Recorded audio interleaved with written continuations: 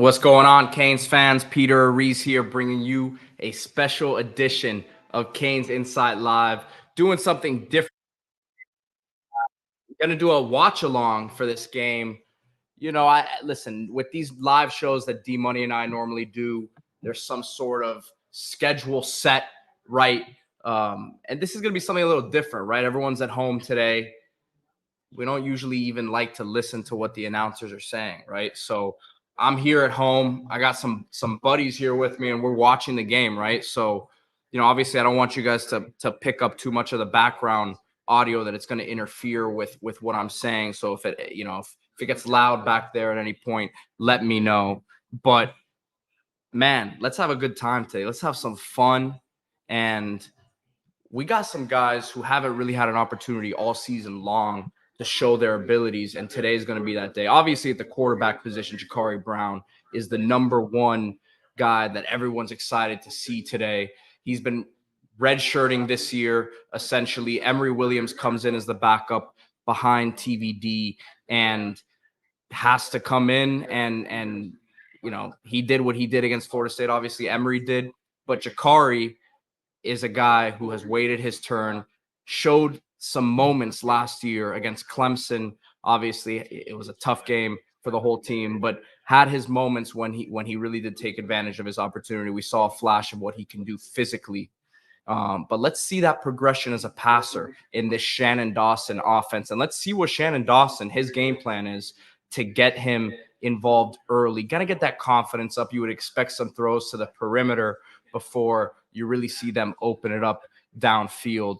But this is an interesting matchup against a Rutgers squad. And when you talk about a Rutgers team that is a top 20 defense nationally, they're not going to play the prettiest brand of football, but they had a great start to the season, obviously starting 3-0 against Northwestern Temple and Virginia Tech, who Miami didn't have the opportunity to play this year, but beat Virginia Tech 35-16. Not a very good Virginia Tech team this year, obviously, but still started the season 3-0, ran into Michigan, lost to them 31-7, beat Wagner after that. So started 4-1. Greg Schiano obviously has come in and started has been there before at Rutgers, come back now in his second stint, and he's bringing his identity here. They're going to be a team that runs the football and at the same time plays a very, very physical brand of football. You look at them defensively, they don't miss a lot of tackles. I think 7th in the country, according to PFF, in tackle rate, right? So this is a situation where you have a lot of different guys on the Miami team that we haven't seen this year offensively. Obviously, Brashard Smith, as most of you have seen, did not make the trip up there. I don't want to speculate. Obviously, he's been considering the transfer portal. I don't think it's necessarily a done deal that he's gone, but I think it's something to monitor 100%. Let me get to a few things here in the comments before I continue here. Like I said, guys, if you're just joining the stream right now, I'm going to be, hanging out with you guys, just giving you my thoughts on what's happening live. I know everyone's going to be maybe a little bit off in terms of the timing of I may be a little bit ahead or a little bit behind. So I apologize if I'm, a little bit ahead of you guys, or, maybe you're ahead of me and something's happening and you guys are in the comment section kind of letting me know what's happened already. But I'm just going to be watching the game just as you guys are. Hopefully you guys just keep it up during the game as sort of a second stream. I'll be answering questions here.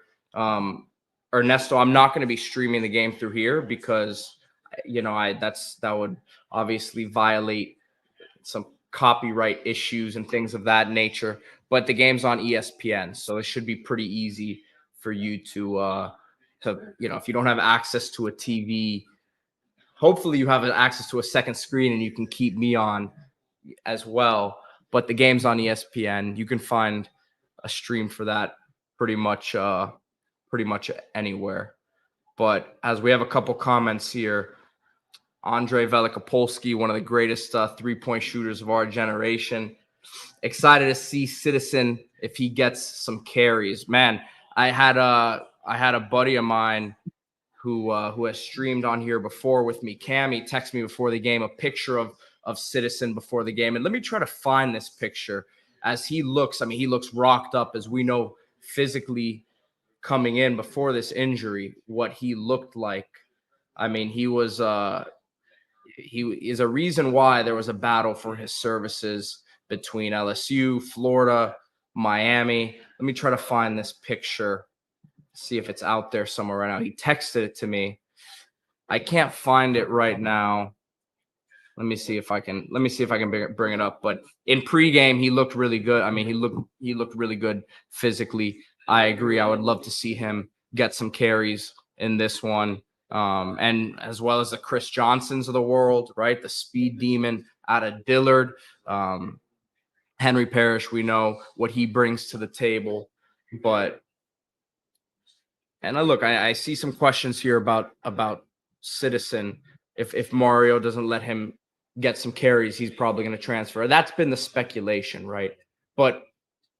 And that might be true. I like I said, I'm trying not to get too much into the transfer talk right now, because if I told you guys every rumor that was out there, number one, you wouldn't believe it, and number two, and I'm not saying in a good or a bad way, but there's a lot of leverage and negotiation going on right now, as I think most of you have seen with the Cam Ward and the quarterbacks, not just Cam Ward, but every quarterback out there on the market. Right. There's a lot of stuff that's going into it in terms of the transfer portal and guys using whatever leverage they have, and the schools and the coaches and the staffs trying to figure out, okay, maybe this guy's not gonna stay, but we may have an opportunity to go get this guy. Right. So there's a lot of stuff happening beyond the scenes. And, that's why I'm trying not to speculate too much on certain things. But in terms of Citizen, before the injury was looking like a dude. It was a gruesome injury. I said the other day, I was there when the injury happened. From where I was standing in the scrimmage, I couldn't see what happened to his leg, to his knee ultimately, but saw him coming off the field, and he needed a lot of help getting off the field. And as we now have come to find out, it was multiple injuries within that knee. So it wasn't just a clean ACL tear. And then he had a setback, right? So it's been a long road back for him. We wish him the best. Obviously today we're all rooting for him, hopefully to get some carries and then take advantage of the opportunity, if he does get the carries. But talent wise, he's all there, man. I mean, he's got every ounce of ability at that running back spot that you would want. Remember, Kevin Smith had brought him to Miami, recruited him, and I know Kevin Smith was a big time believer in his talent and thought he could be a contributor right off the bat. But that also plays into it. The position coach that recruited him here is no longer at Miami, so that goes a long way. And again, obviously, Miami's going to be missing.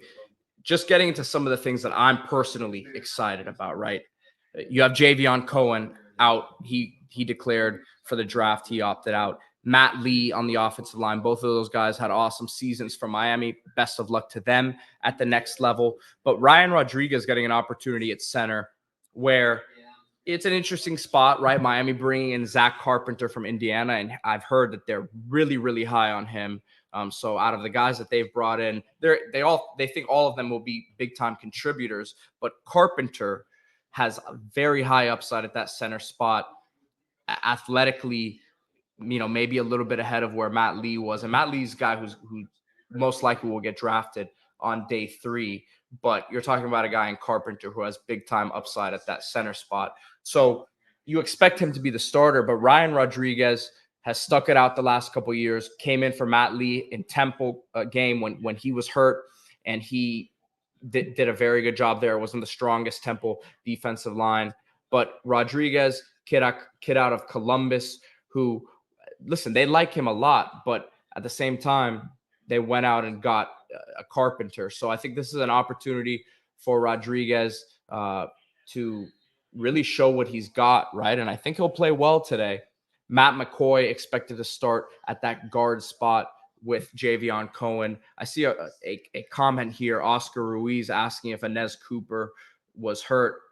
If that just broke, or if that came out now, then I hadn't seen it.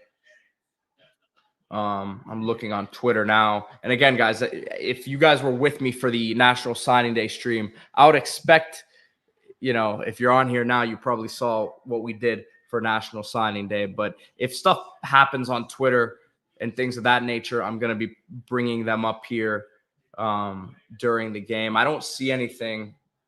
I just searched Inez Cooper's name on Twitter.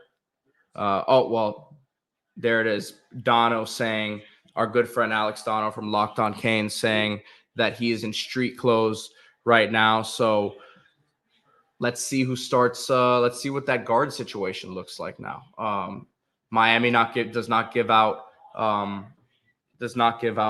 depth charts before the games under Mario Cristobal. So we'll see it when they line up here, and that's going to be the fun of this watch along, right? I mean, we're going to be watching the game. Like I said, I have the audio going here in the background. I want to hear what they're saying too. But at the end of the day, we're going to try to bring you a unique perspective here on what's going on. And these bowl games have been, look, it's not a true, as we just look at Miami, we know this is not anywhere near the same Miami team. We've been talking about the offense. Defensively, Leonard Taylor not playing. Branson Dean is playing, which is I think really cool on his behalf for him to be playing in this one. But as my TV here now says 8 minutes 50 plus seconds to kick off here, so showing X and warm-ups, and it'll be interesting. Xavier Restrepo has a decision to make.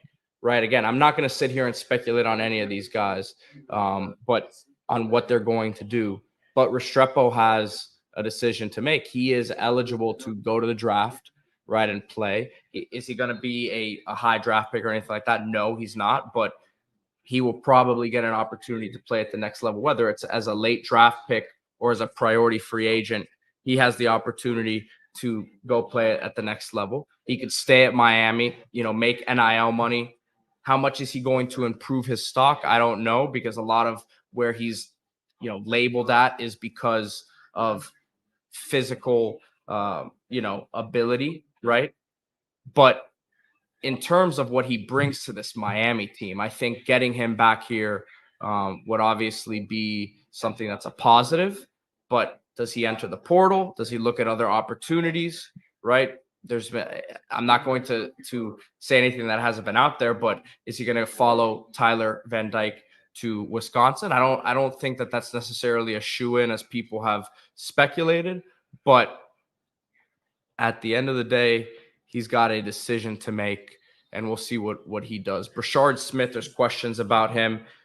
Ralph asking, is he suited up with the team? As it came out last night, he did not make the trip. But as I mentioned, look, it hasn't been a secret. D Money and I have mentioned on some of these broadcasts that that essentially there was going to be a lot of movement in the receiver room. Restrepo potentially is someone, as I just mentioned, some of his options that he could be weighing. Brashard Smith has been a guy that just from what we had heard, been weighing his options as well. We saw Colby Young make the move to Georgia pretty quickly there. So there's going to probably be some more, movement there as we expected. But Brashard not with the team now.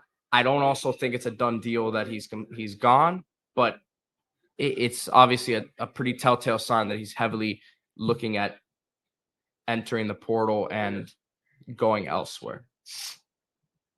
Martin Dubé, my guy, how you doing, man? Checking in from Zimbabwe as always, or Botswana. So you're in Botswana.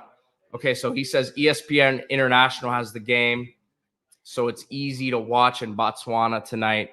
And man, this is the international flair of being a Miami Hurricanes fan, right? We already knew the Canes and the U were a national brand, but this is an international brand. As you can see, Martin always checking in from Africa. Appreciate you supporting the show as always, man. Lakers all day dope. I'm tired of playing in this bowl. We're all tired of them playing in this bowl, but I'm also tired of them losing bowl games. They haven't won a bowl game since 2016, and before that, there was a drought as well. So why don't we see a team go out there now, as Mario Cristobal said a few weeks ago in the press conferences and the lead up to this game? Need this team to take this seriously. You have James Williams gone. You have Cam Kitchens gone.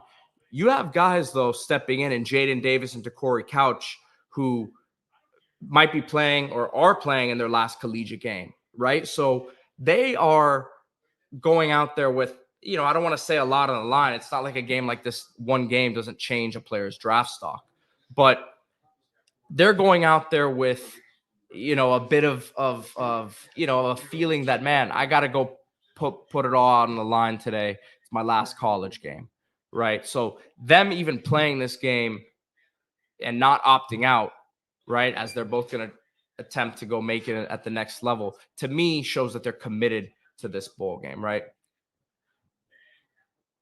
But let's see them go out there as a team. Young guys are going to have opportunities to make plays. Jadis Richard, who came out, transfer from Vanderbilt, Jadis Richard at the cornerback spot. You talk about a guy who didn't get much, probably as much time that he wanted to get all season, but then came out against Florida State and had a heck of a game, right? He's going to be starting most likely at one of those corner spots. Then you have one of the Brown brothers at the other spot, right? So Devontae Brown, who transfers over from UCF. I heard a lot about him as an NFL draft prospect that, people were intrigued by his speed, by his length. Didn't have a great year at UCF last year, but the year before that had awesome film.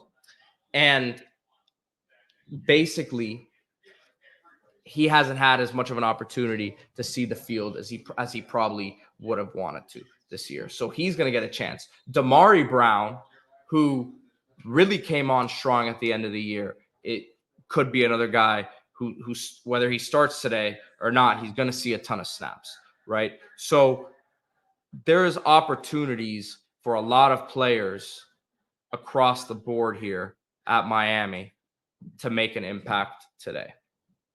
Boyo and Hamburg, appreciate you from Germany, man. Are you a Hamburg SV fan? Talk to me, man. Let's talk football, man. Let's talk international football as well. I'm a Bayer Leverkusen guy, man. So top of the table, great place to be right now. But appreciate you tuning in from Europe. I've seen this as well. LA Cane fan, national media picking Miami to lose. I think right now, 2.5-point spread in favor of Rutgers. I saw it at 1.5 earlier today, so I think that line moved a little bit. But you look at as we get closer to game time here, and this Boston College SMU game finishing up here on ESPN, it's not going to be, I don't think, the most visually pleasing game, right? So we got Ja'Cory Brown coming in here, and I think Miami's going to try to establish the run, but it's going to be interesting to see Coach Dawson's game plan through the air. And then Rutgers is not a very explosive team, right? But you have to look at their defense and say, as they're missing their best cornerback, Max Melton, who's a projected top 3 to 4 round pick, he will not be playing today. So obviously that's a blow to their defense, but really going to be interesting to see the battle in the trenches there. And again, this is not a Rutgers team that misses a whole lot of tackles.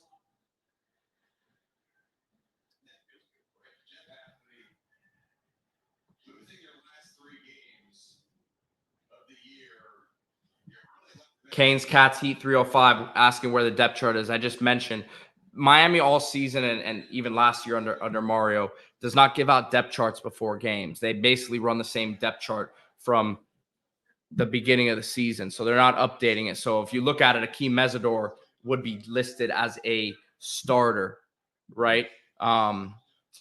Which obviously is not the case. He's out.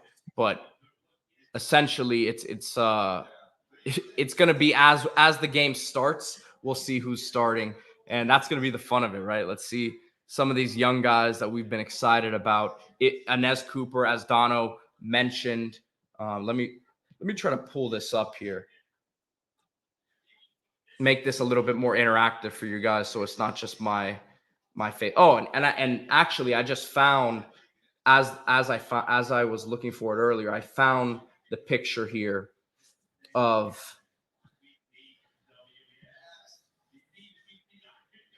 Trevante Citizen that I was talking about. Let me try to pull it up full screen for you. So Trevante Citizen, before the game here, it was always, it looks bigger here, right? So we knew he was a physical beast coming in as a freshman. That was one of the reasons why we expected him to be an impact player right away. But there he is coming out of the dugout. I don't know if that's the home team or the away team dugout, but he's rocked up, man. Look at him. So,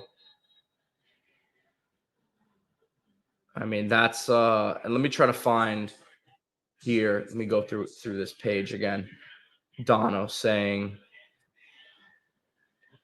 and he probably said it on the pregame show. So that looks like it's the report that Inez Cooper is in street clothes. We'll see who starts at that other guard spot. Who do you guys want to see? Boy, oh man, Tuchel's got to go. I agree. I agree. It's not good right now. But Javi Alonso's headed to Madrid after this year when Ancelotti takes the Brazil national team job. I'm sorry, man. He's headed back home to Madrid. I know he played at Bayern, but Madrid's the biggest club in the world. All right, so this game is ending here. Boston College coach Jeff Hafley getting the Powerade shower.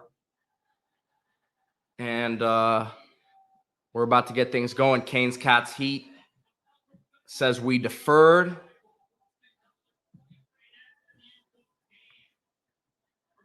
And let's get ready to have some fun, everybody. I apologize for how I may act and react at certain moments during this game, but let's see how this goes, right? All right, so Rutgers starts with the ball.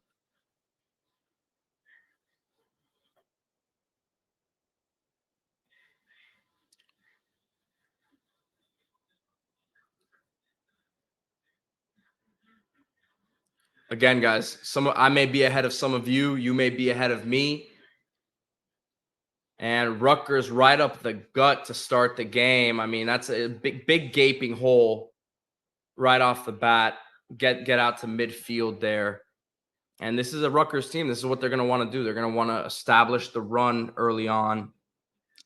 As Canes Cats Heat 305 noting as well that Jaden Wayne is starting. Excited to see him today. He made some progress throughout the year.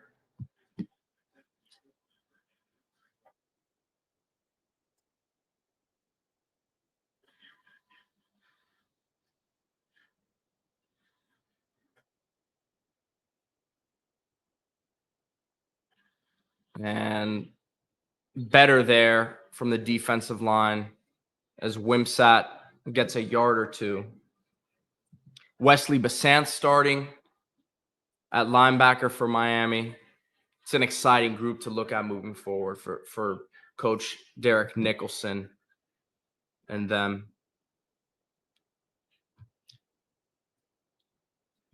Coach Schiano and Coach Cristobal obviously have a past, and know each other very well. Coach Cristobal calls him the best mentor that he's had in the coaching business. So we got a 2nd and 9 here. Nice pitch and catch there from Rutgers on the slant. Nice throw from Wimsett. Damari Brown gets beat there. And look, he's a big physical corner. Obviously he's a guy who comes in as a freshman. Coach Cristobal talks about his physicality a lot. So that's going to be something to watch moving forward. Some of these quick in-breaking routes. Nice tackle there from Daryl Porter Jr., who's had a really awesome year for Miami. I think coming in from West Virginia, he's had, there was a lot of buzz about him. He had a really good freshman year over there. Then last year didn't make as much of an impact as people would have hoped, but really has flourished in this Lance Guidry defense. Both him and Jaden Davis, who came over from Oklahoma. Really interested to see both Jaden Davis and Corey Couch playing that safety spot today.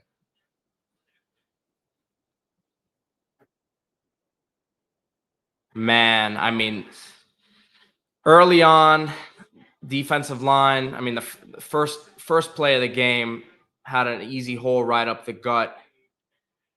Missed tackle here from Besant. Got to have that one. Jaden Wayne missed tackle. Jaden Davis, and then Kiko has to clean up. But that's not what you want to see right off the bat. That's nothing more than fundamental football, wrapping up and making the play.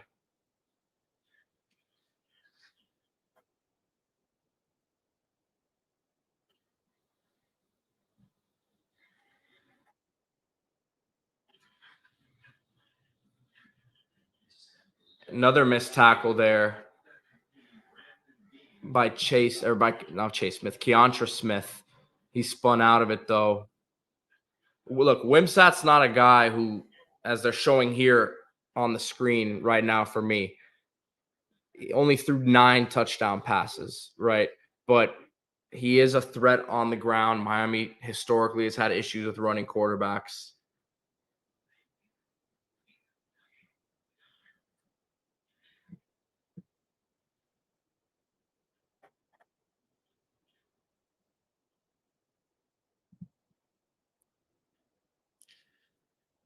Rutgers just doing exactly what they probably hoped for on this first drive. I mean, now they have a third and 2, 3rd and 3 coming up here.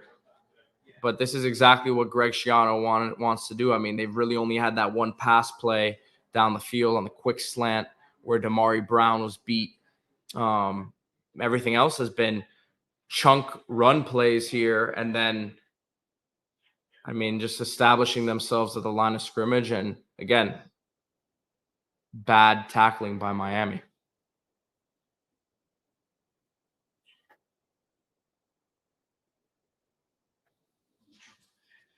Looks like this is going to be one they're going to have to bring the chains out. Let's see.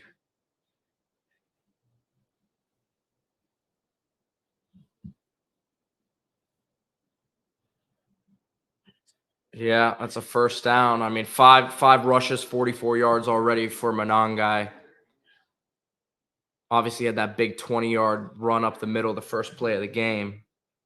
But yeah, it's been the story early on here. Canes Cats Heat 305 need to wrap up. I mean, it's just a bunch of missed tackles.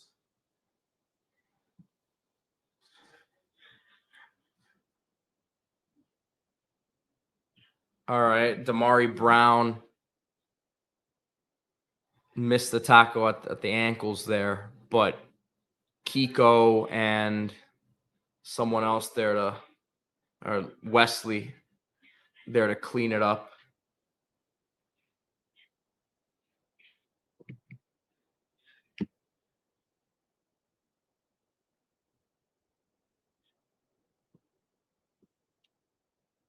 And there's already 7 minutes gone in this game.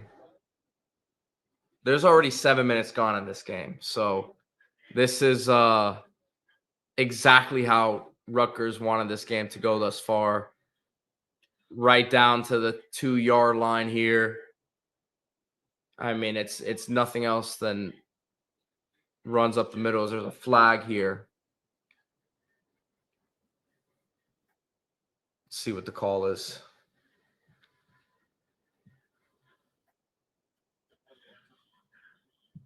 I'm going to try to go through Twitter here also to try to bring it up anything interesting for you guys as the game goes on as well.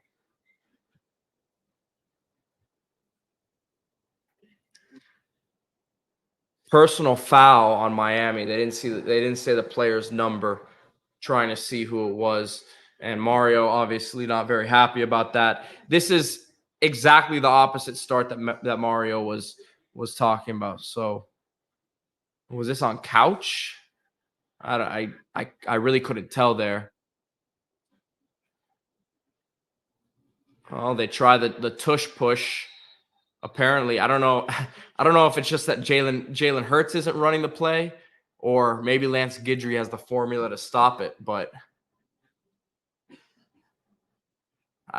I don't think it's Lance Guidry having the formula. A nice play there. Who was that got in there?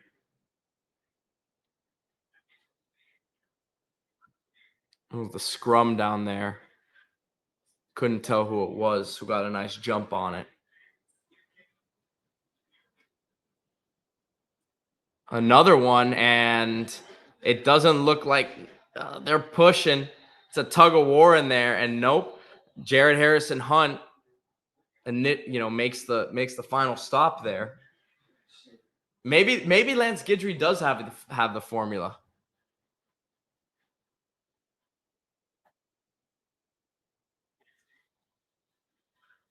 I mean, you gotta look at the work that the guys up front are doing right there in the interior. And here we go. And there it is. It looks like he finally gets in. Listen, this is a tone-setting drive for Rutgers. This is exactly what they wanted to do. Well, let's see. They still haven't signaled. Oh, there it is. Never mind. It took a while for them to sort it out, but so looking at the numbers, let me pull up the box score here. A 13 play, 75-yard, 7-minute drive for Rutgers to start the game. And look, Miami missing a lot defensively, missing 2 starting safeties, missing a Leonard Taylor. But you expected the safeties. It's not like they got, Damari Brown got beat on that one pass play. But the pass defense wasn't necessarily the issue on that drive. It was the run defense and the missed tackles. Sloppy start, uninspiring start. Let's hope the offense can get things rolling here. Derek Lawrence, if the offense goes 3-and-out right now, it would be terrible because the defense is just on the field and it's a defense that's already low on bodies that you trust. Man, this game is going to fly though, huh? I mean, this game started at past 2:15 because it didn't start at 2:15. It's 2:33, and we are 8+ minutes into.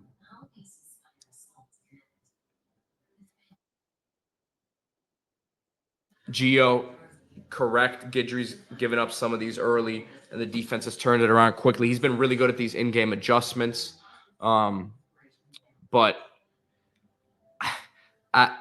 look, you're not missing that much on the D-line. You're missing Leonard Taylor, who was a really good player for Miami, but it's not like he was an All-American performer for this team, right? But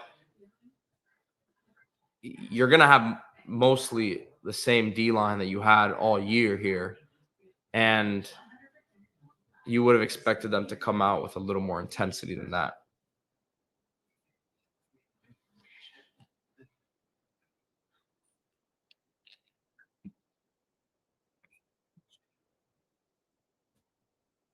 Talk about linebackers, and look, as much as we maligned Corey Flagg during his career here, the one thing that Corey Flagg did very well was he had a great football IQ, but he wrapped up, man. He was a sure tackler. You didn't want to see him in coverage or in open field that much having to make plays, but Corey Flagg was a very, very good depth player at that position. In a game like this, he would have been helpful for sure.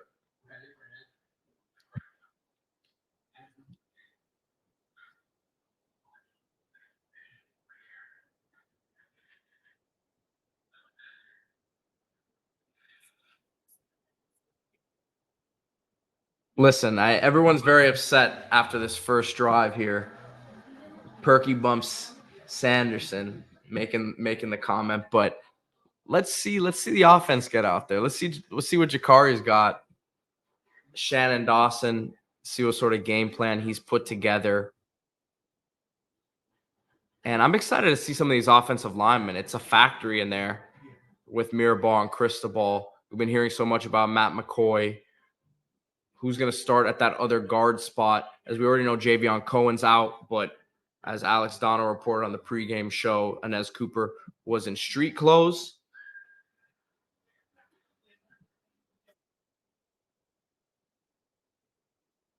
So it's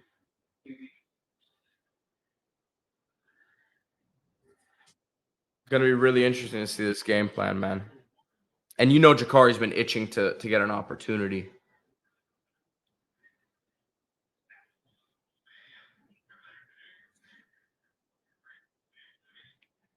I'm trying not to look at the comments too early as well, because some of you guys are definitely ahead of me. I don't think I'm going to be ahead of much people. It always seems I'm behind no matter what when I'm watching sports. Ray Joseph with the kick return, and Rutgers makes a big play on special teams there. Big tackle by them. I mean, he was blown up, as the announcer said there. Awful field position for this offense. Not what they wanted to see there. I mean,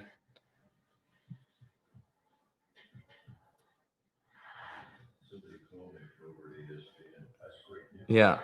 Yes, Kane. I'm just seeing that, man. I'm sorry. I got this DirecTV stream. I think the internet connection, I'm always like 20 seconds behind or something. Yeah, I'm thinking the same thing, man. We just had commercials. One kickoff and more commercials. What is this? But it's bowl season, right? I mean, that's what these games are right now. They're a money grab.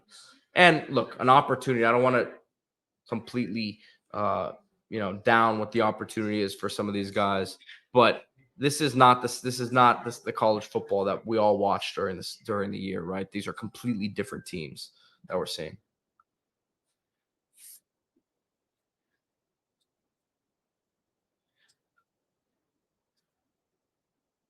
I'll say this, Oscar. As Oscar Ruiz says, 15 practices and you let Rutgers run an 8-minute drive without showing up. You had to expect Rutgers was going to be ready for this. Greg Schiano, with his experience at the professional level and just knowing the type of coach he is, you had to know that these guys were going to be prepared for this game. It's not a home game for them, but they're used to this environment. From what I understand, the crowd is definitely split in their favor. Let's see how Miami responds, man. Let's see how Miami responds. That's what I'm waiting to see before I start to jump to any conclusions here.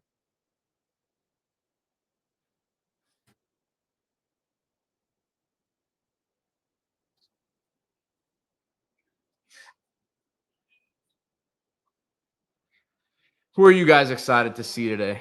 I want to hear from you. Maybe some of the young guys at receiver, maybe a Robbie Washington, his brother Bobby at linebacker. I hope we get to see him get some run today as well. But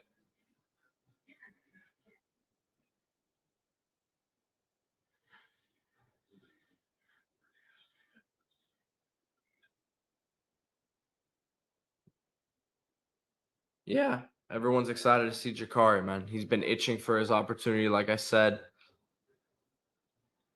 He had old school Lil Wayne in his Instagram post before the game, so he's trying to get in his mindset.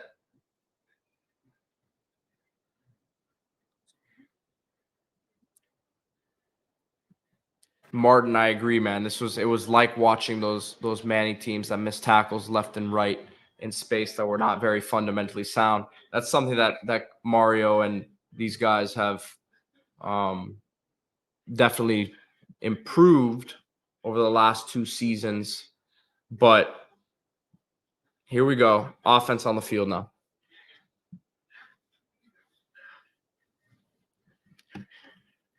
And they're letting him throw it deep first play. Oh, man. Not a bad throw at all. Let's see the replay here. He had Jacoby George deep. Man, that was, I mean, it was from what I saw initially, it looked like a great throw. Great zip on it downfield. I mean, let's see this replay here.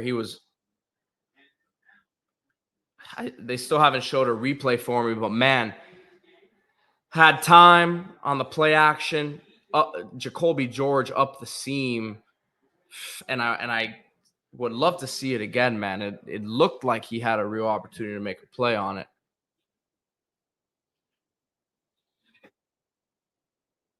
And Jakari up the middle again, but man, you gotta be feeling, if you're this Miami offense, like that was a huge missed opportunity.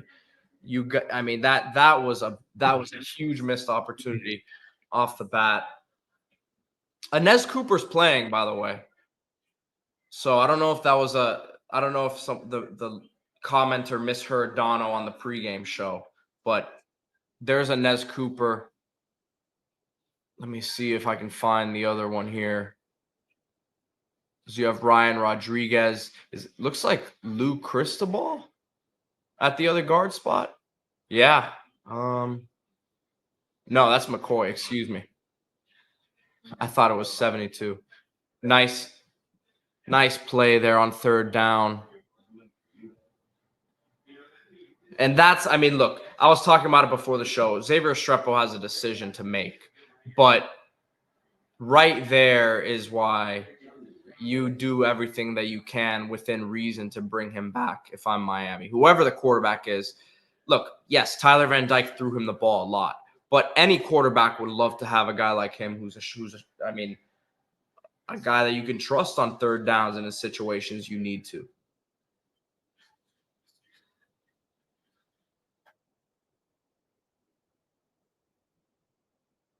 Yeah, it is. It is Lou.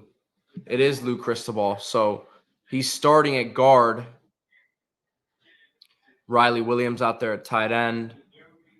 Hopefully we see a healthy Elijah Arroyo out there. So you have Mauanoa, at right tackle. Jalen Rivers at left tackle. Cristobal, left guard.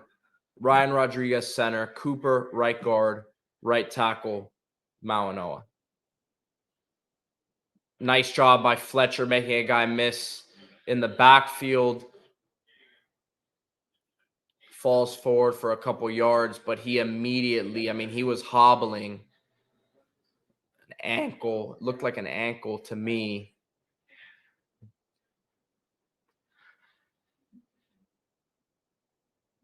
But really, as soon as he made the guy miss, he was hobbling. Maybe a hammy. Yeah, he's touching his hammy. And that's one back down for Miami now. And hopefully these are why, thankfully Mark Fletcher's not a guy who's going to the NFL draft, but this right here is why you as an NFL prospect, even if a guy is not expected to be a first round pick. Okay. And this is me getting into this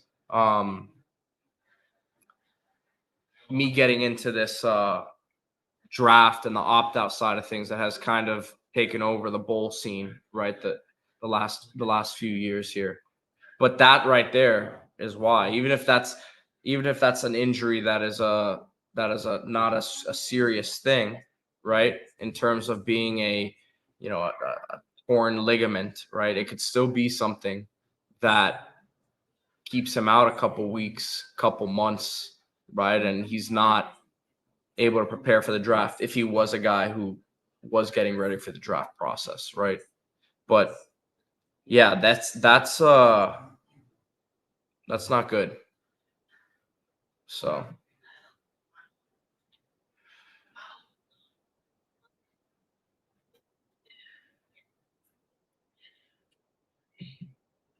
look, as I bring up Canes Cats Heat 305, you're begging 8 months for the team to be in action and to say a bowl game is meaningless is nonsense. I'm not saying it's meaningless for us fans, but you got to put yourself in the shoes of someone who's preparing to go to the next level, man. And that's where it's like, not everyone's going to be a top, first or second round pick. But if Mark Fletcher was a guy who was preparing for the draft process right now, and he had this injury, was not able to start his training process to then go to pro day and go to the combine, and he wasn't at peak performance because it's a whole different training process for that part of the preparation, right? It's not like the same stuff that they do at Miami, right? They're training for specific drills. If you can't get ready for it and you're hurt, you're not giving yourself the best opportunity to showcase yourself in front of these scouts, in front of these teams, right? And look, I'm not saying, I'm not saying I'm using him as an example. I'm saying this is why these games are not something you play in if you're even considering playing at the next level or doing the pro day process and all that.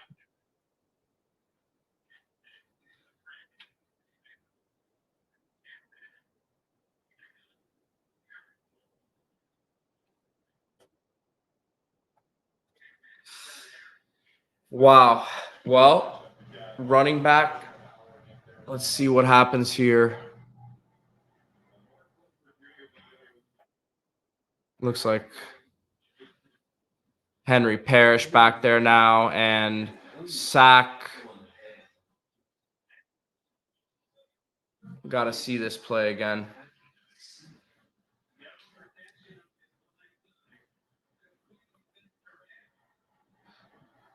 Let's see this. Looked like came off the. Yeah, I mean, the left side of the line just got beat badly there. Jalen Rivers gets beat inside. And Jalen Rivers had a really solid season for Miami at left tackle, but there's a good chance he slides inside.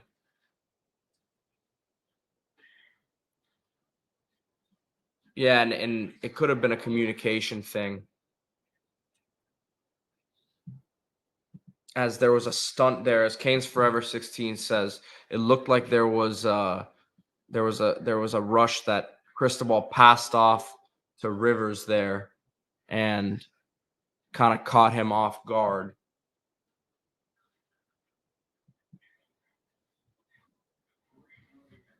Man, I can't help but think about that first play though for Miami's offense. That could have been a huge play, and they never showed a replay. I would have liked to see the other angle to see if, I don't know if Jacoby tried to, if any of you guys saw differently, please let me know in the comments. But it looked like maybe what I'm speculating is that Jacoby he reached out to make the catch and maybe reached with one hand and wasn't able to secure it.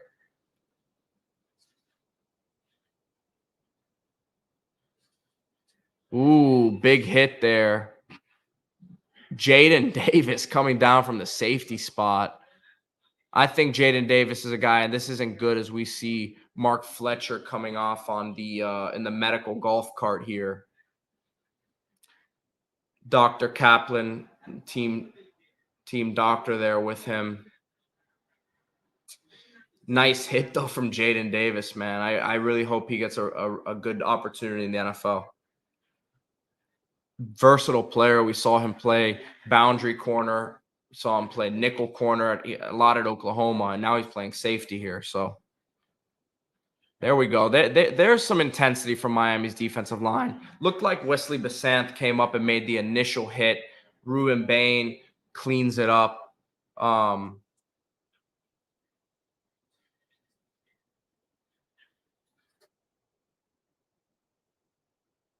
Steve saying, I hope it's not Fletcher's Achilles. Look, we're not going to speculate on anything. I got to watch it again, but it looked like maybe a hamstring to me. At first I thought ankle, but then he was reaching for his hamstring.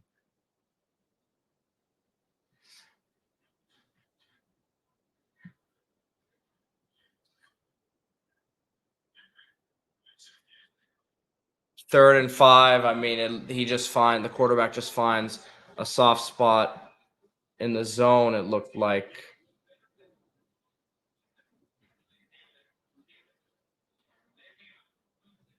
Yeah. Yeah, they just said it too. Miami disguised the zone. It looked like it was going to be man coverage, but it was zone, and he just, the tight end just sat there in the pocket, and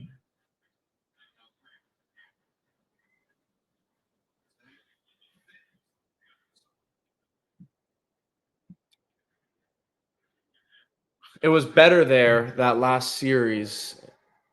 But all right, let me tell you something. Rutgers quarterback Wimsatt has made a couple nice throws downfield here.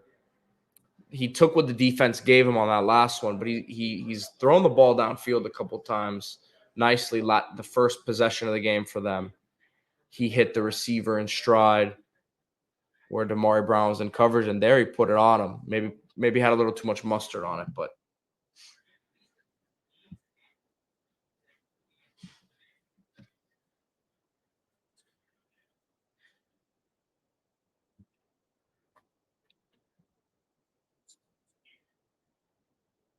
and again, right off that right side there, easy 11, 12-yard run.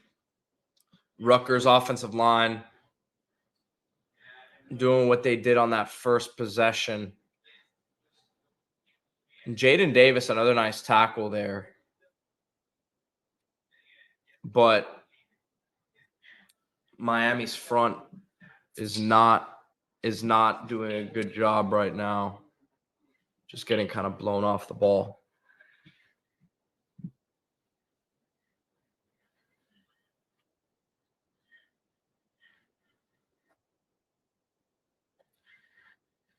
It's 104 yards of offense for Rutgers already. And I mean, another run, 11, 12 yards. You're talking about chunk runs down the field right now from this Rutgers offense. This game going exactly how Coach Schiano wanted it to. This was one of the quickest first quarters I've seen in a while, man. This was not pretty there.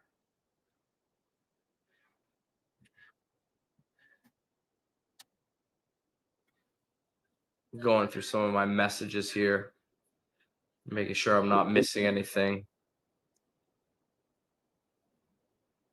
Hey, listen, no smoke.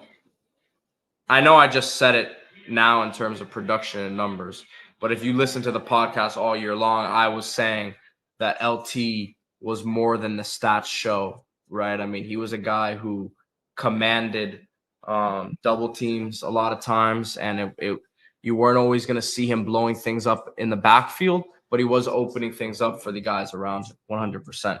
And there's a reason why he's still highly respected as a potential top 100 type pick in the draft. He has special ability as an interior pass rusher, and that alone makes the defense really have to key in on you.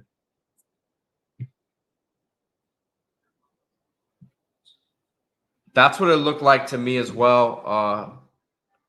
Lakers all day dope, saying Ja'Carri Brown threw a great ball that's on the receiver. That's what it looked like, man. And it looked like he hit him in stride, too, where if he caught it, he had a ton of room out in front of him. So, again, you got to hate it because Shannon Dawson had that one dialed up all week long, right? And you got to think that Rutgers was expecting run early, show play action, have him up the seam, and he hits him, and the play just wasn't made.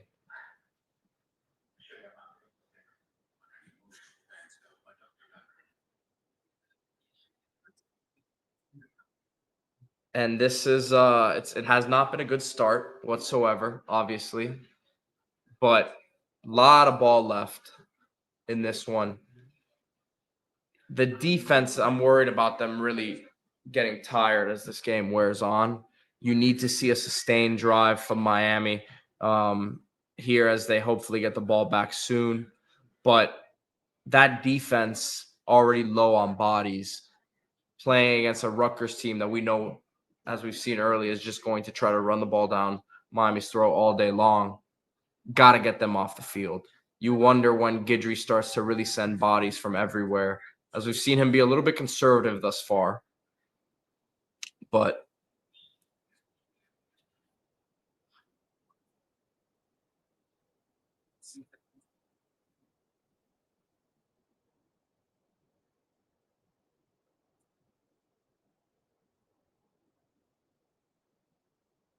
no smoke too.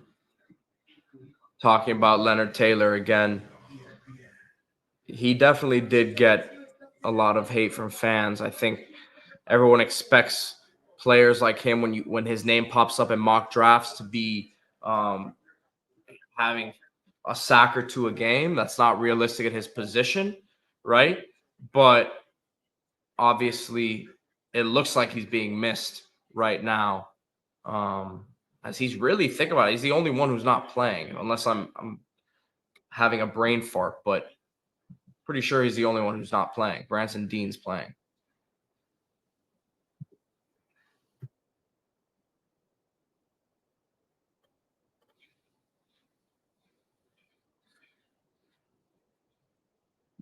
Ooh, Ruben Bain, heck of a play from him. Looks like he almost was able to rip the ball out of there. Curtis Dunlap Jr., throwback. He was a guy who Miami recruited back in the day out of IMG Academy. And look at that. It was actually, who was that got in there? Who was that? Yeah, can't get the recovery, but yeah. IMG on IMG crime, except I want to say that he's about 4 or 5 years younger than Dunlap. So all right, there's Wimsett. There's the Wimsett that we expected, right? He overthrows him.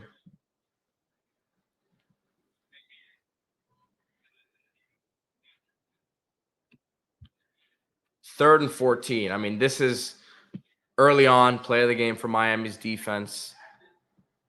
Ruben Bain trying to get the boys fired up.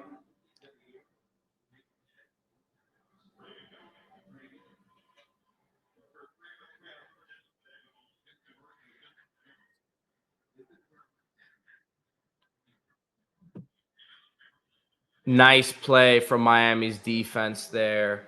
As Rutgers goes conservative on 3rd and 14, try a run to the outside, and Ruben Bain making the play. Ruben Bain with some controversial, look at that. I mean, he just disengages from the defensive lineman and just grabs him down for the arm. Ruben Bain with some very controversial takes on social media this week. He posted that chopped cheese was overrated because they're obviously out there in New York. He posted a picture in Times Square with a slice of pizza saying that he would take Pizza Hut over it.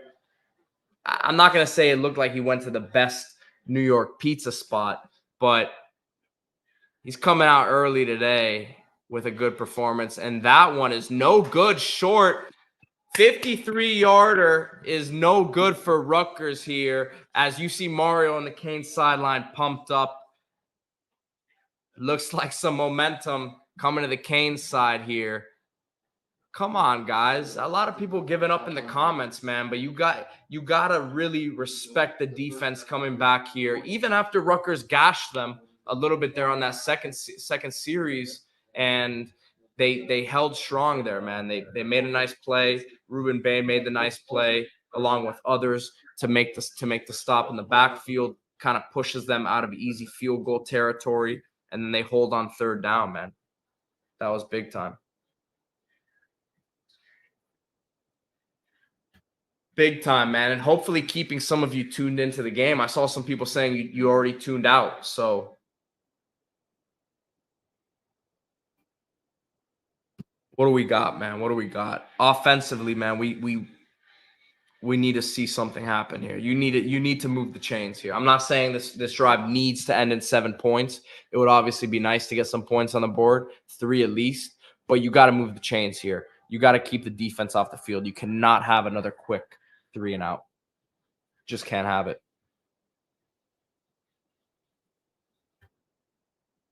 Ruben Bain, man, what a player. I'll use D Money's phrase. That's a 6-star. That's a 6-star.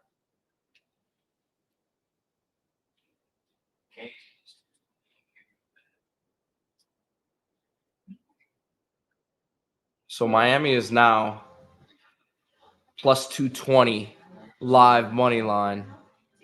For those of you wondering, down 7, getting the ball back now. This is pretty cool. I'm gonna pull this up for those of you who haven't seen it. It looks like they did this for all the players.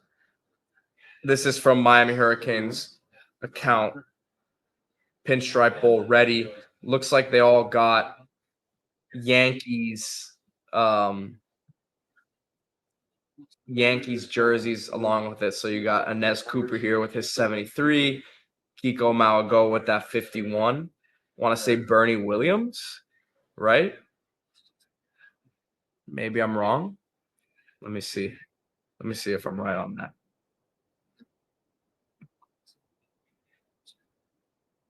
Yeah, Bernie Williams 51. So that was that's a nice one there for Kiko to take home.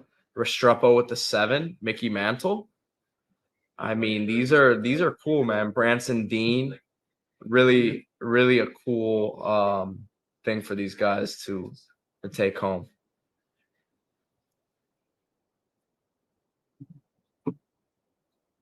All right, Canes have the ball back here. Who was that? Was that Parrish on the carry up the middle? Was that Parrish?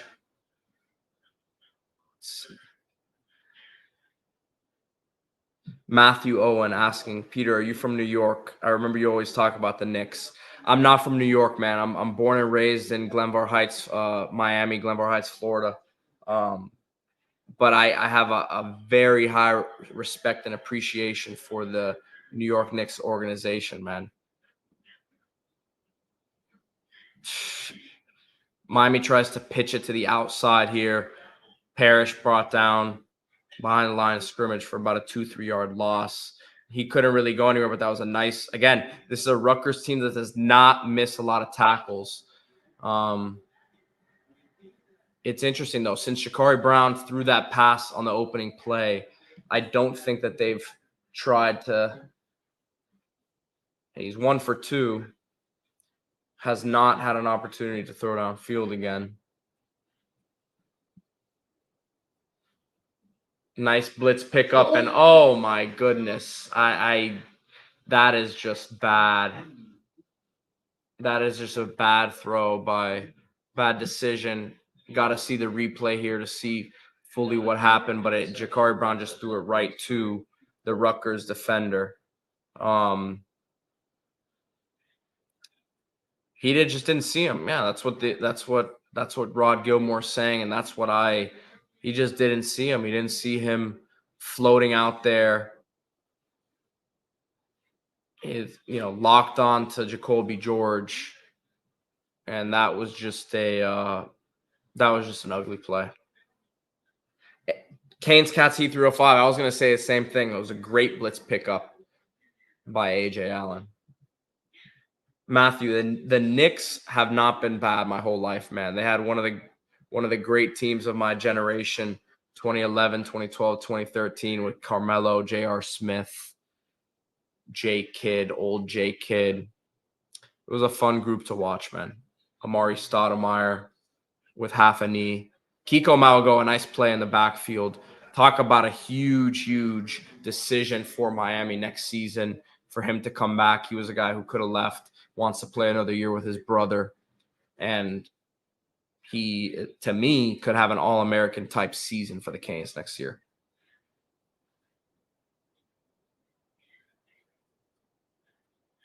Defense seems to have picked it up, though, for sure. after that first drive. Maybe needed to get hit in the mouth a little bit before they woke up. 2nd and 14 here. Play action.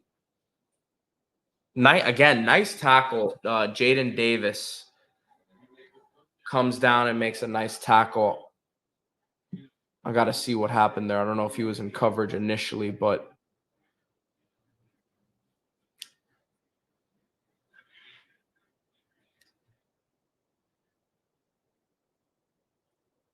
again, you're seeing Lance Guidry doesn't seem like he's being as aggressive in terms of sending the blitz as he has been at times this season.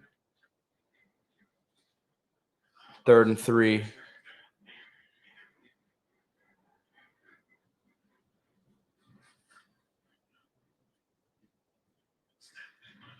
Looks like a nice stop. Jared Harrison Hunt, man. Looks like he's short. Looks like they gave him a pretty good spot still, but good play by Harrison Hunt, and I think Corey Couch came on. Yeah. Corey Couch came down and made a really nice tackle there.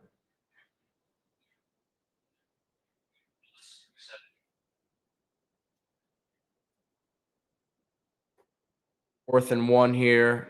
Gonna do the tush push. And they just gave it away. Branson Dean jumps. Yeah. Not a guy that you would expect for that to happen with, considering his experience and how solid he's been all season for Miami. But just gave them the first down as they stopped them twice earlier this game on the tush push. But that's giving them away. Yeah, exactly what I just said too. Canes Cats Heat 305. That's Dean. Crazy, a guy who's played that many snaps, but can't fault him. That's the only way you can. You got to time it, right? That's the only way you can stop that play. So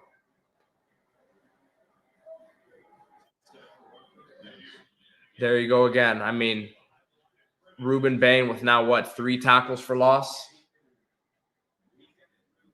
Yeah, he's look at that. He just beats the interior lineman there too quick. Uses that arm and just gets through there too easily. Yeah, the inside rip was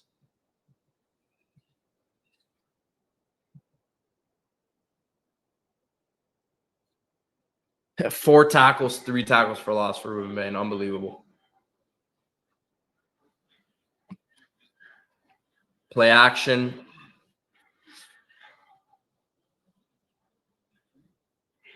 Jaden Davis looks like from the safety spot getting beat in coverage. And, man, they are just keep chugging along here as they're now a 1st and goal from Miami's 7 or 8 yard line here. Ralph, I agree, man. This defense needs to get off the field. And Jaden Davis there, who's been really, really solid in coverage all season long, has been beat a couple times here in coverage. Made a couple good stops, but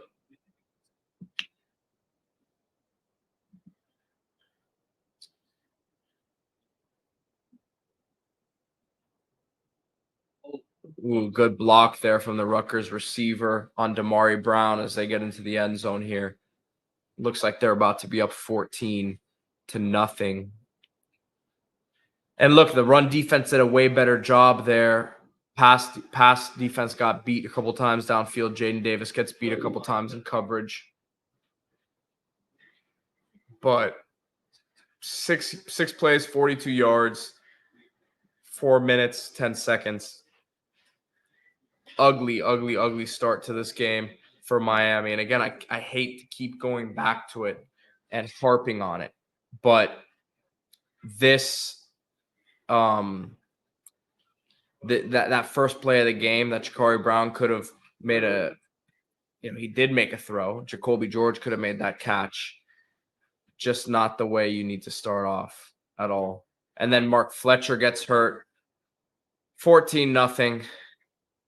Not the start Miami and Mario Cristobal wanted. Let's see how they respond. The defense bounced back that second drive they had, but then obviously that interception from Jakari, horrible read by him. But you're riding with him the rest of the game. You have to.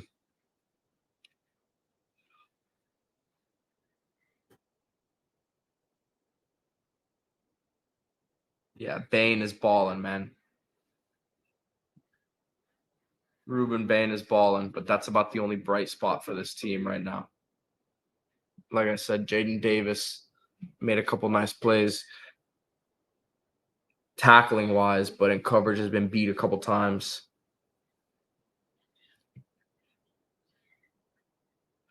What do you guys think, man? I know this is ugly right now, but Matthew Owen asking what happened to Fletcher. Made a guy miss in the backfield, gets a couple yards out of it, and then it looked like a hamstring thing. I don't want to speculate, but it didn't look great.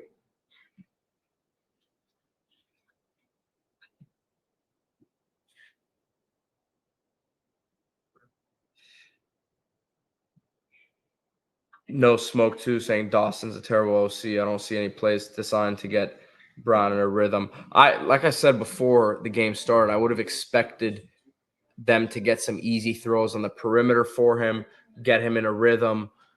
We saw that throw downfield, and then he threw that interception, and then has another incompletion as well.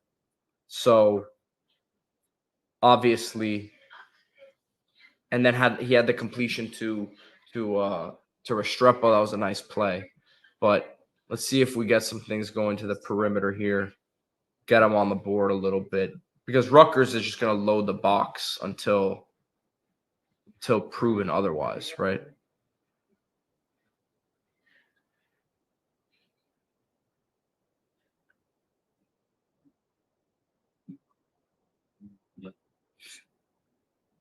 Yeah, there was one play, obviously, that the left side of the offensive line got beat there. It was hard to see if it was a communication error or if Jalen Rivers just got beat off, when Cristobal passed along the guy who was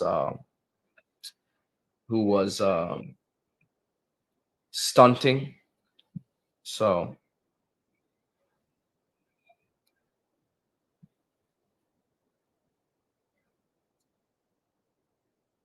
how do we let Mesidor do the bell? Canes Cats Heat 305. Mesidor would be was probably going to be Miami's best defensive lineman this year in terms of production. Super important in terms of versatility, playing across that defensive line.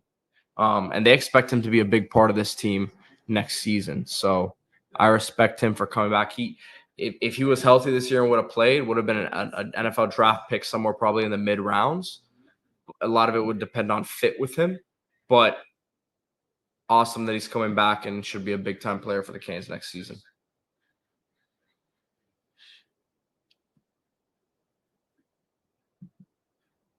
T Love asking if we bring in 2 quarterbacks. No, I think they bring in 1.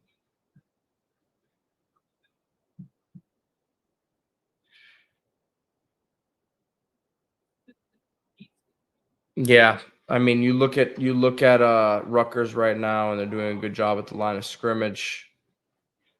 But what a block by that receiver! As they're showing the replay, I said it live. That was the block that sprung him.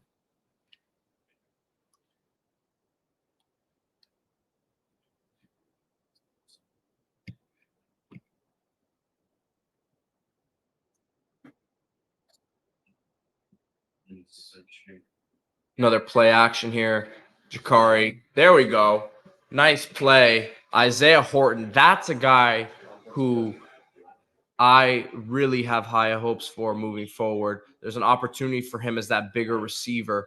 Let's see what the call is here. It looked like he was grabbed by the face mask. There was some back and forth between both of them, but and it looks like one of the referees is signaling a face mask there. But man, nice pitch and catch there. Great timing from Ja'Cory Brown on that throw. And that's what you want to see, man. Him get in those rhythm throws, get the ball moving downfield, and open things up for the run game, because that still should be the bread and butter for this offense today. But if they're going to be able to load the box and there's no threat of a downfield passing attack, it's not going to be pretty.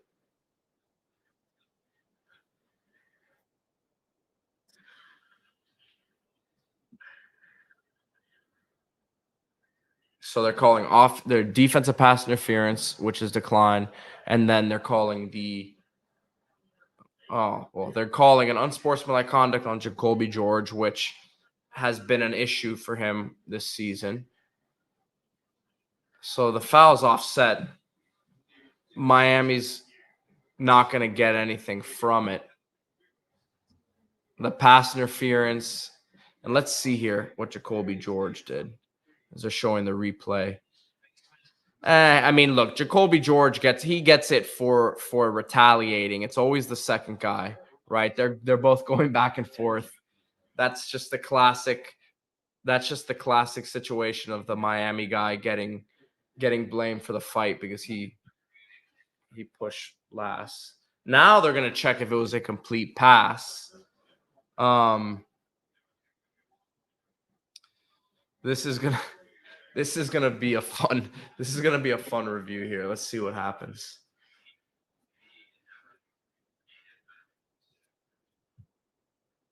Let's see if he had control of the ball.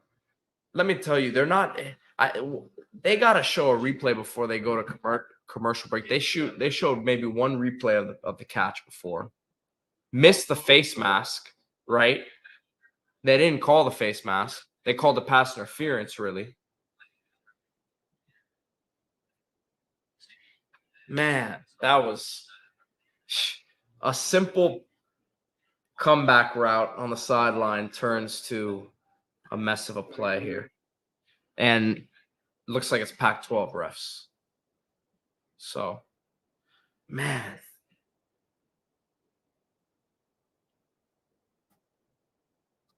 Just checking up on messages here, guys.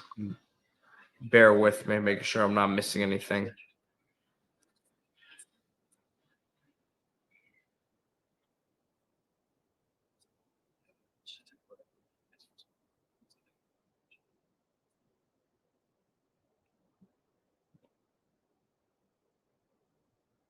Yeah, the hands to the face mask, whatever you want to call it, was missed completely there. Isaiah Horton, of course, having that big touchdown grab down the field against Texas A&M this season. I haven't heard him as a potential. I haven't heard him as a guy who's gonna transfer, but you never know, right? With the way the craziness is now in the portal. But I think he brings something different to that outside receiver spot that can really, losing Colby Young is not a great thing because he's a proven receiver. But I also don't think Miami necessarily tried their hardest to keep him when he told them, I'm considering moving on. So.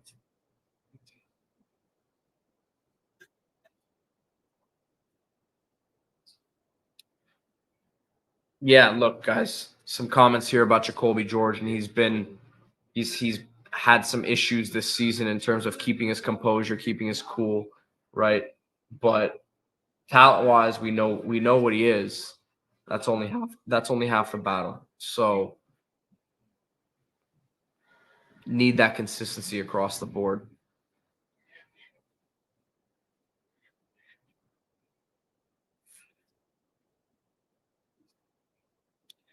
So what's the call here? So that's crazy. It's a catch. He got his 2 feet in. I guess his butt fell out of bounds, but it's crazy they didn't call a face mask there.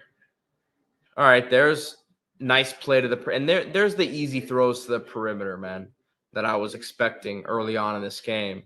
We're a quarter and a half into the game, and that's the first one that we've seen. but only we're a quarter and a half into the game, but only 11 plays. So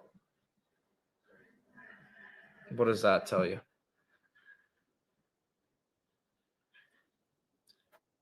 Now we're gonna get another review here. As those of you in the comments are saying targeting, and that's the definition of targeting.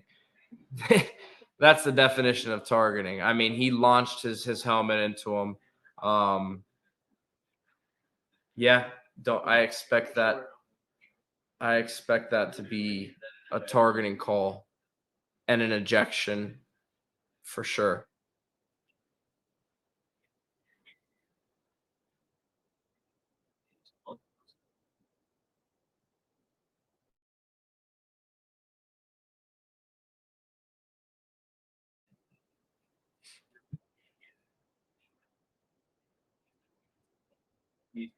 Wow, no targeting.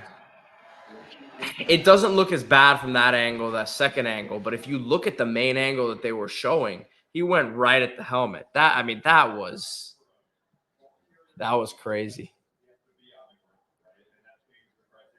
I guess X is also diving forward with his, he has his shoulder there as well. Maybe it's a case of the head dips at the same time, but to me, that's clear targeting.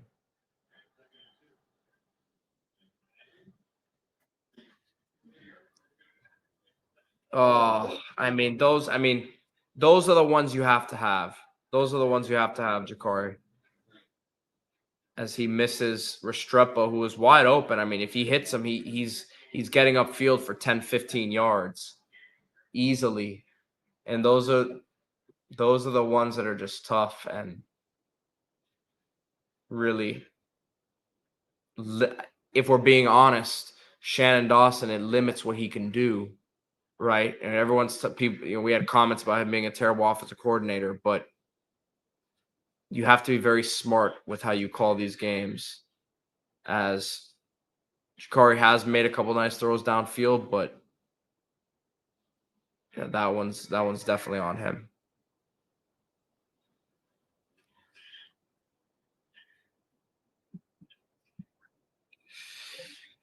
Not a good stretch here for the Canes, as they didn't get the, they give him the pass interference, but then you have the stupid Jacoby George penalty. They didn't call a face mask, right? If you're going to call a pass interference there, then it's also a face mask. You make the boneheaded play, and then you miss an easy wide open receiver in Restrepo there. Not a good few minutes here for Miami.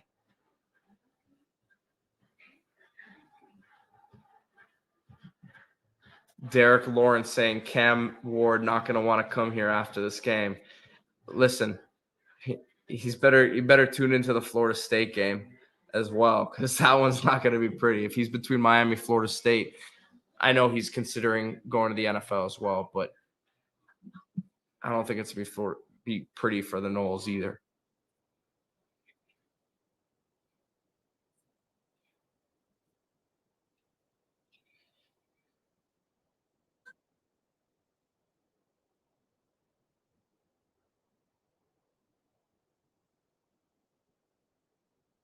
Just going through the comments here, seeing if I missed anything.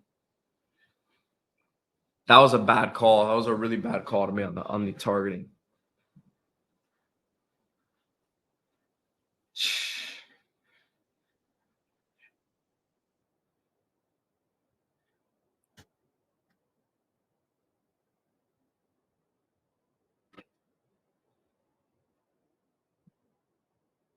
Man, I just want to see this offense move the chains, man. I feel bad for that defense right now. They've been on the field for a long time.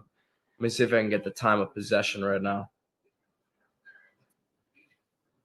Time of possession right now. You have 17 minutes and 18 seconds for Rutgers, almost 6 minutes for Miami. So you have 17 minutes for Rutgers, 6 minutes for Miami.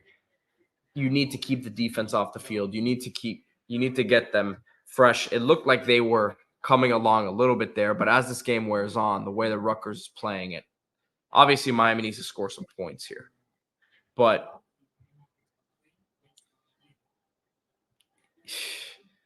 I don't know where you turn to.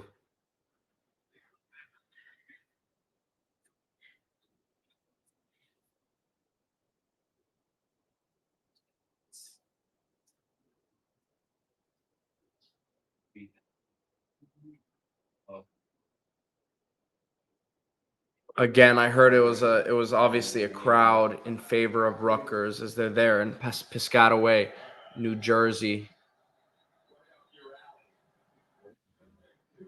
3rd and 2. Timeout Rutgers. Obviously, ESPN just trying to slow this game down as the first quarter was really, really fast. And now we can't get 2 plays off in a row. But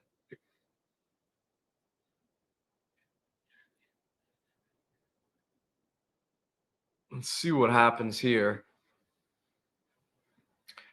3rd and 2, Miami at the yard line. Yeah. Miami at midfield here, so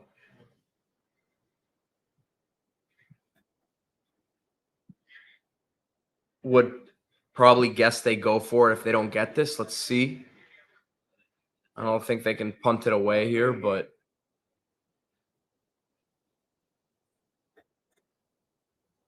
Horton in motion and AJ Allen, nice move. That's what AJ Allen, we didn't see as much of him. We saw him at points this year. What game was it? The Virginia game that he had a really nice run and had a great game for them overall, but makes a guy miss here in the backfield quick. Packs a punch too. He's not a game breaker. He's not going to break 60, 70-yard runs. Hopefully he does today, right? Hopefully I'm the bad luck charm or good luck charm, you could say. But he's a guy that I think should have a pretty good game today. Another easy perimeter throw. Oh, and there you can't miss that one. You can't miss that a face mask. I mean, that's the second time, at least they called it this time. But that was pretty egregious. There's face masks and then there's face masks like this, and that was one that could have really hurt him as he's completely going across as we see this big deal. Oh, I mean, that could have really injured him.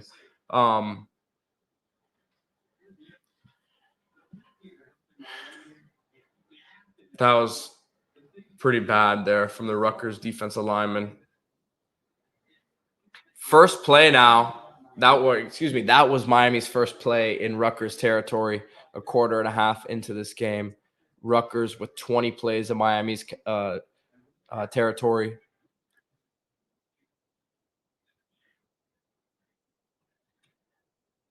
But yeah, as the announcer is noting, they've been way more physical than the Canes.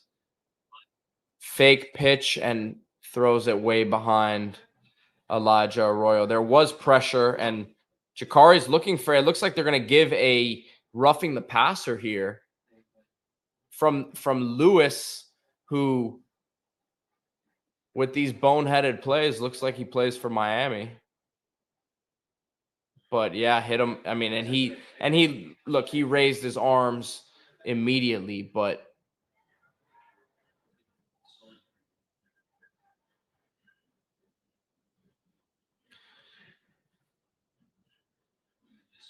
yeah, Jakari definitely got. I mean, he got hit and he was looking for a flag immediately there. He got some pressure in the pocket. The throw was behind Arroyo, but Miami got bailed out there for sure.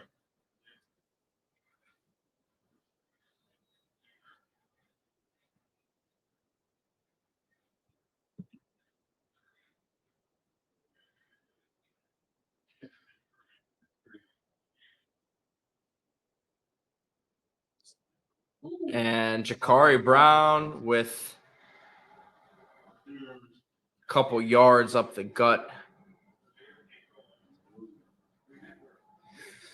you gotta think that Miami and Mario Cristobal would be pretty happy, obviously with a touchdown on this drive, but going into the half down 14-7, the way that this half is played out, need some points, absolutely need some points here as we got a 2nd and 8.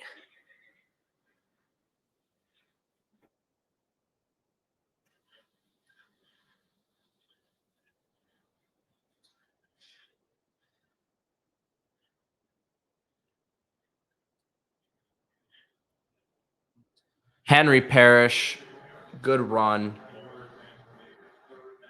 We got 3rd and 1 or 2. Kane Forever said, "What's 71's Cash App, man?"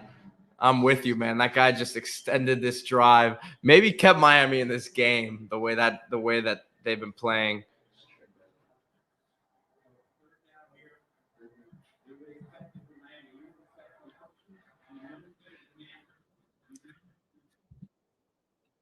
Third and 2 here.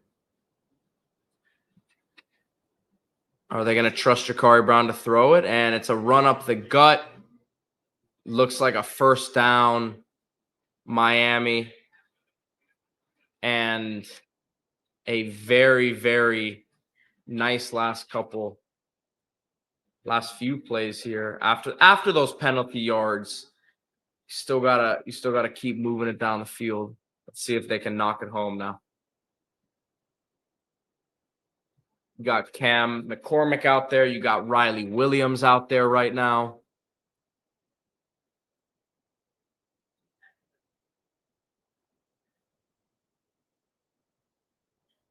And Williams coming across it. Touchdown, Hurricanes, baby. What a block by Riley Williams. And Ja'Cory Brown doing what he does best, getting downhill as a runner. Man, nice drive for the Canes there. It's not over yet, baby. It's not over. Let's have a little faith in these Canes. Listen, I'm not saying they're going to win the game on the stream, but what I'm saying is Mario Cristobal, the foundation that he's building, right, is for them to be able to take a punch the way they've taken early in this game, right? Go down 14-0. Terrible first drive defensively. Missed opportunities offensively with that first play downfield. Ja'Cory Brown making a terrible decision, in the passing game, but coming back and fighting and not laying down. Defense has to make a stop right now. But if they go into the half down 14-7, right, you've got to feel like this team has at least withstood that initial surge from Rutgers.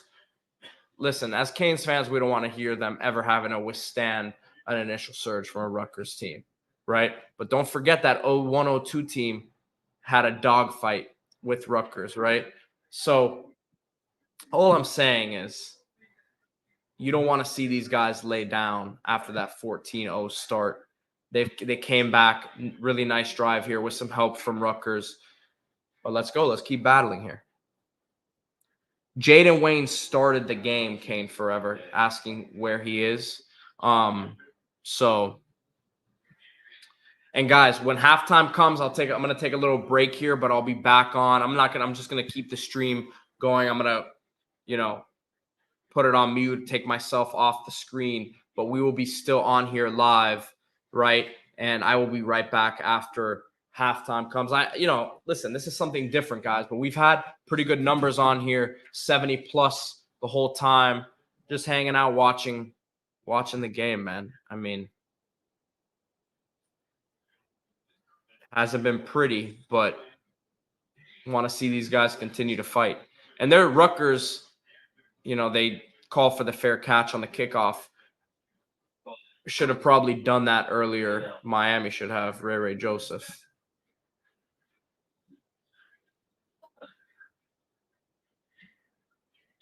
Three minutes here until halftime. As the broadcast showing, Greg Schiano, defensive coordinator for Miami, 1999-2000. And Coach Cristobal obviously went up there to go be the offensive line and tight end coach for a few years under him when he was the head coach at Rutgers. Rutgers again right up the gut. Missed tackle initially, and then falling forward for a few extra yards.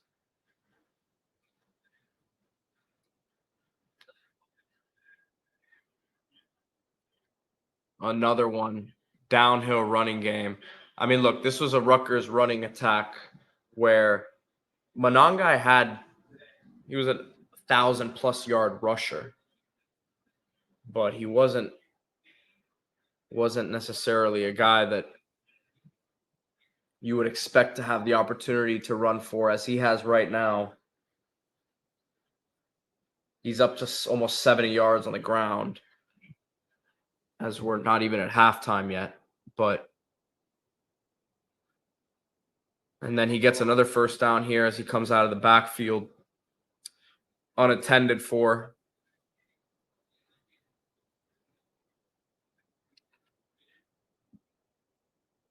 Yeah, wide open. No one, I mean, like I said here, no one even paid attention to him coming out of the backfield there. I don't know if that was, I think it was a breakdown in communication, as they're saying.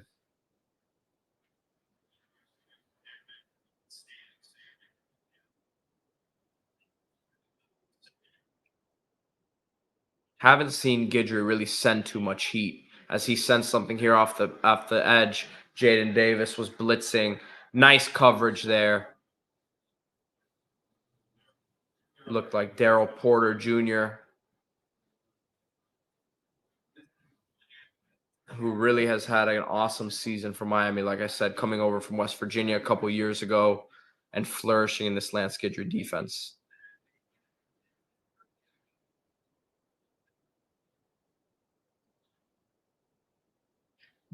Siwoo, appreciate you checking in, man. Pedritin, that's what they call me. That's what they call me back home in Glenvar. Nice play there. Markeith Williams, man. Nice opportunity for him today at defensive back. As you can see, needs to put some weight on for sure. Looks a little skinny out there, but coming in there off the edge and reading it. No one blocked him. There's that Lance Guidry blitzing scheme that I've been looking for, man.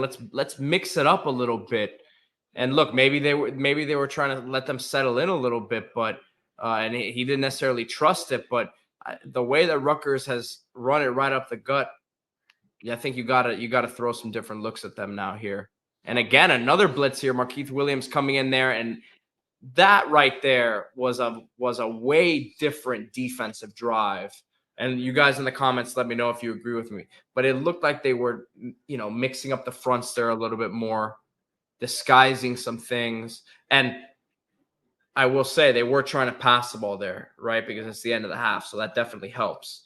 But way better there than what we've seen. And some life at the end of the half here, man. Really, really good to see them fight and battle.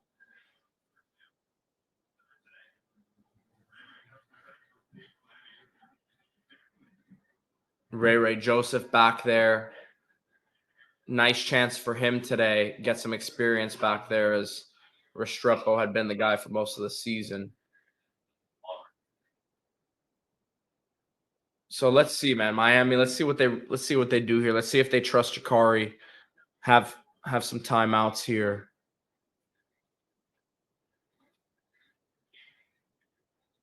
But man, it's been a nice second quarter here for Miami, getting themselves right back into this game.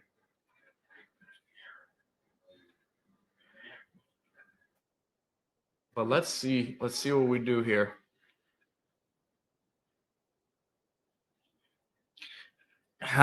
Listen, you're on your own 10-yard line here. I would expect them to be pretty conservative.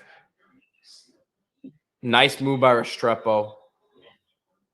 Really, really nice move by him to get out of bounds.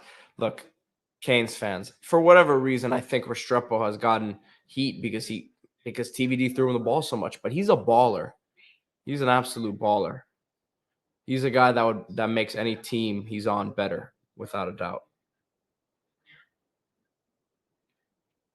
Canes Forever 16 saying 21 with a hell of a block. Henry Parrish, that's one of his best attributes. I was talking to an NFL scout earlier this week about him, and he said, man, he's a kid who can really block. Okay, Parrish. Now Miami to the 34, 35-yard line here, as Henry Parrish had a lot of room to work with down the left side, made a nice cut upfield, and clock ticking down to about 30 seconds here. 1st and 10, Miami with 2 timeouts, letting Jakari throw at the ball downfield. And another reception here for Xavier Restrepo. He gets out of bounds. And let me tell you, I thought they'd be conservative, but after you get that, and they obviously were. They ran the ball with Parrish, and he picks up 15, 20 yards downfield. Why not? Why not go for it? You have one of the best kickers in the country in Andy Borregales. And Derek, from what I understand, Parrish is not leaving to the NFL. So I don't think that's an issue there. But timeout Rutgers here as Miami getting things moving down the field here. Greg Schiano looking a little bit more concerned than he did earlier in the game. But Jakari Brown settling in, man. He made a terrible read on that interception, right? I think has a great throw first play of the game. You take away that interception, though, and then he missed Restrepo on that wide open play where he would have had a first down on 2nd and 2. But again, with Jakari Brown, it comes down to eliminating those mistakes, making the easy throws, making the easy read, right? But we see the physical talent. We see the zip on that ball, on the throw he made downfield. We see the burst he has with the ball in his hands as a runner. The tools are there. It's just tough because the only way you're going to get better is with more game time. And obviously this year in Miami, that was not the case. So it's tough that we're seeing it now for the first time, but that's just what you're going to get with him. You're going to get some wild plays, and you're going to get some plays that you wish he had back, and he wishes he had back. But it's all part of the maturation process of a young quarterback. So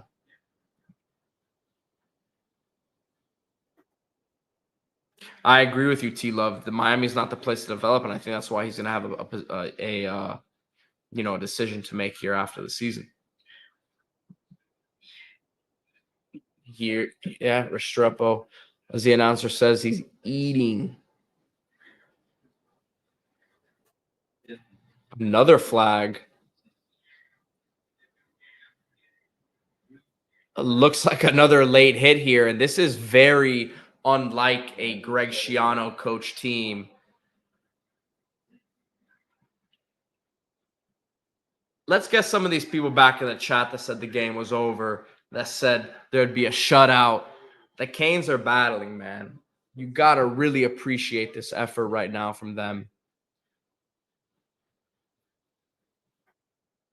Jakari Brown and our boy 71, man. There he is. Let's go, man. Listen, let's get him in the portal. Let's bring him down to Coral Gables, man. It looks like you'd like to be a Cane, man. Come on down, big dog. Come on down.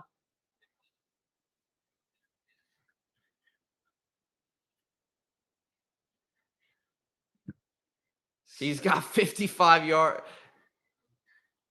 Jakari, nice, way to step up in the pocket there. Looks like incomplete pass, but Jakari's starting to settle in a little bit, man. Starting to get some confidence there. How much of it is it that he's, able to, these are all pass plays right now at this point, and he knows that he's going to get the rock in his hands. How much of it is the defense playing a little bit more conservatively, not trying to get beat deep, but really, really good work. Xavier Restrepo, can we please, everyone who's on this chat and everyone in the Canes community, if you're not watching this live and watch it after, can we put some respect on Xavier Restrepo's name? I don't care who the quarterback is. There's a reason they're force-feeding him the ball. It's because he's a really good receiver and he's reliable. They're checking out if this is a catch from Isaiah Horton. Looks like that left foot is in. Looks like he retains possession. To me, that's a catch all the way. I don't know if the right foot got in, but that's a catch. Looks like his left foot got down there. Isaiah Horton. I'm excited about this guy next year, man. I really am. I said it. He's got that big body. I think has some more speed than Colby Young had, right? Want to see him continue to become, more of a craftsman at the receiver position in terms of route running it and doing all the little things. But he's got the body. He's got the tools. And making, I mean, that's a big time catch right there as long as it stands.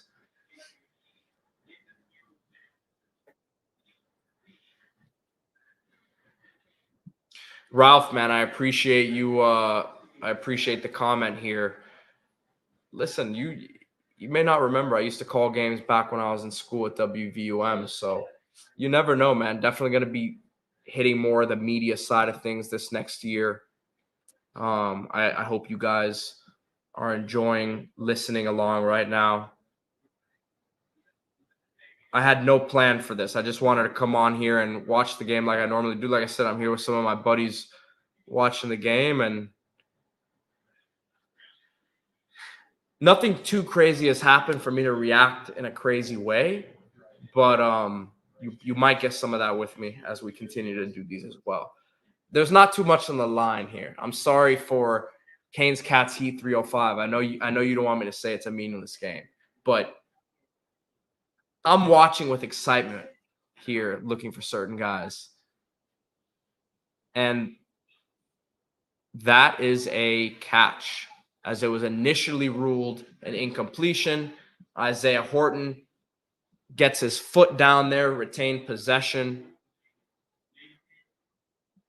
And again, Jakari Brown, to me, made a really good play there, was able to scoot out of some pressure, step up in the pocket, unorthodox throw, going to his left. And here he is, 4 for 4, 34 yards on this drive.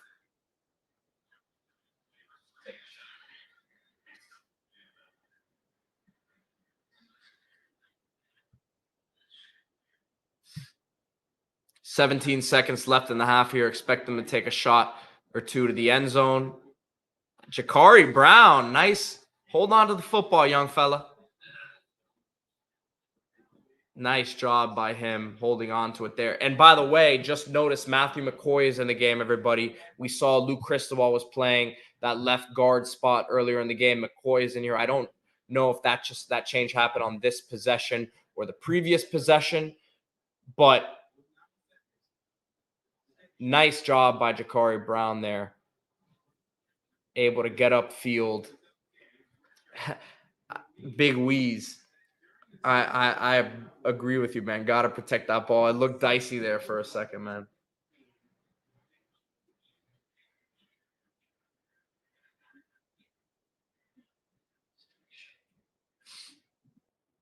Nine seconds here. 1st and 10. Miami's going to have the ball here on 17-yard line of Rutgers. So how much do you trust Jakari here? Again, has had a really, really good drive. But I was just saying 15 minutes ago, if Miami went into the half 14-7, they'd be really happy. If you gave Mario Cristobal the option to go into the half 14-10 when Miami was down 14-0 midway through the second quarter, he would have taken that all day long. So I don't expect them to get too crazy. Let's see here.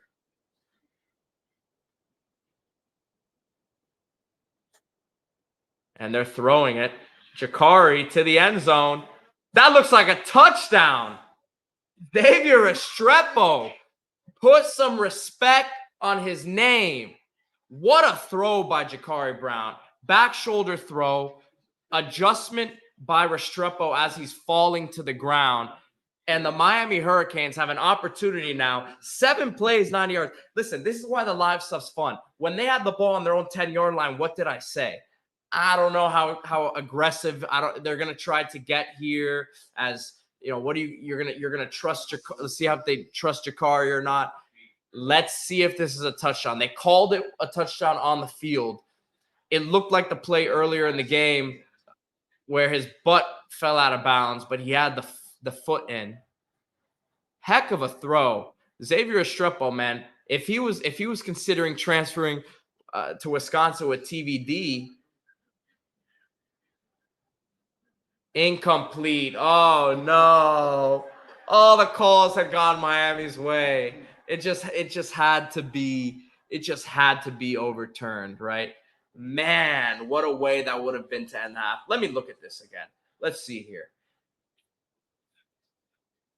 He caught it, but his feet weren't really in. I think that's, as much as I hate to say it, it looked like the right call, man.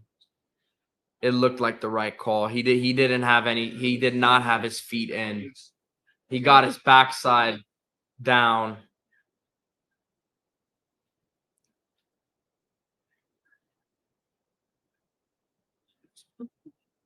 Ernesto, man. I know I'm probably delayed. This happens all the time, but I have DirecTV. I don't know what I'm gonna tell you, man. I'm not going cheap over here. It's what a tough way. I don't want to say a tough way to end the half. We were euphoric a moment ago, thinking that they could go into the half there tied. But the guts on this team, man, really, really nice to see them fight back here.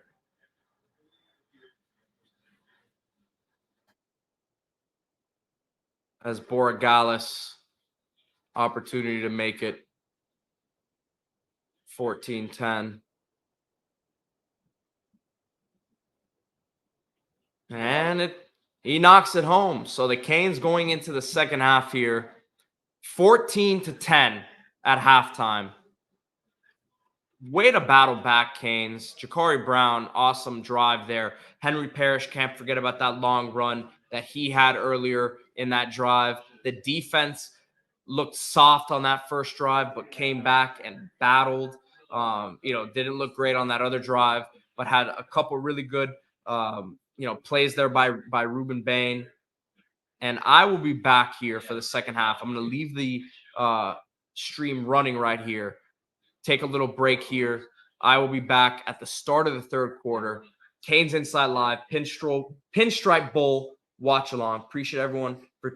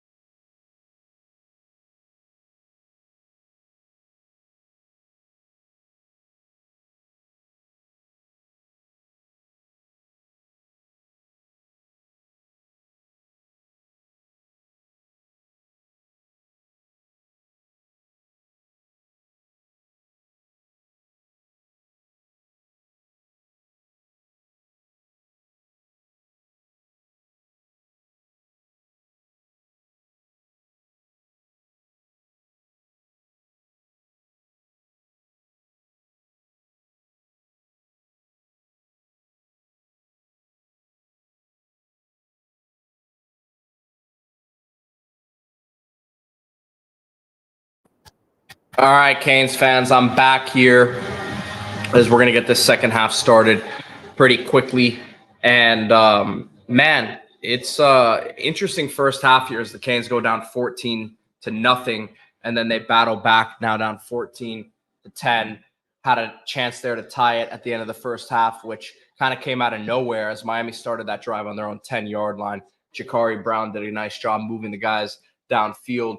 Henry Parrish with a big run as well. Restrepo with a couple of nice catches.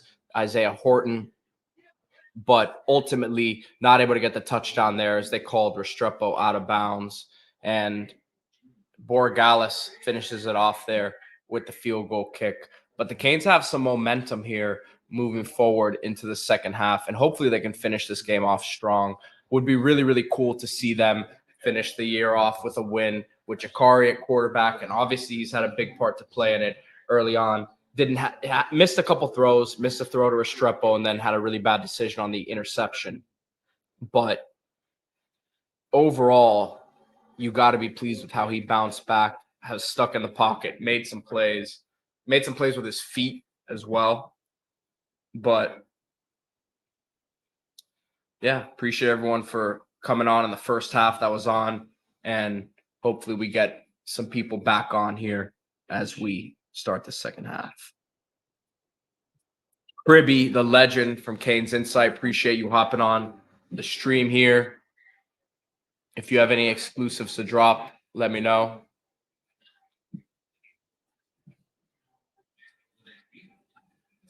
Looking at the box score here, let's see if anything sticks out. Rutgers quarterback Gavin Wimsatt, 6 for 10, 78 yards, no touchdowns, no interceptions. He looked good early on, and then Miami was able to force a couple incompletions there. He also had an overthrow as well. But it looks par for the course for him. Pretty much looks like how he's looked all season long. Kyle Monangai at running back, 16 carries for 69 yards and a touchdown, has had some nice chunk runs for them. So the average is a little skewed, 4.3 yards a rush, but has also had a multiple yard, tackles for loss or rushes for loss, where Ruben Bain and other various defenders made some really nice plays in the backfield. So his yards are a little skewed there because he's had some negative plays, but he's been picking up yards in chunks down the field for this Rutgers team. Big headline for Miami, unfortunately, in that first half was Mark Fletcher, running back, and his injury. You just don't want to see that whatsoever from a guy that you expect huge things from down the line, who had a really good freshman season for Miami, and didn't look like a simple injury. It looks like something. Again, I hate to speculate, as I keep saying that, and as I speculate on an injury, but hopefully doesn't have to miss much time in terms of spring practice.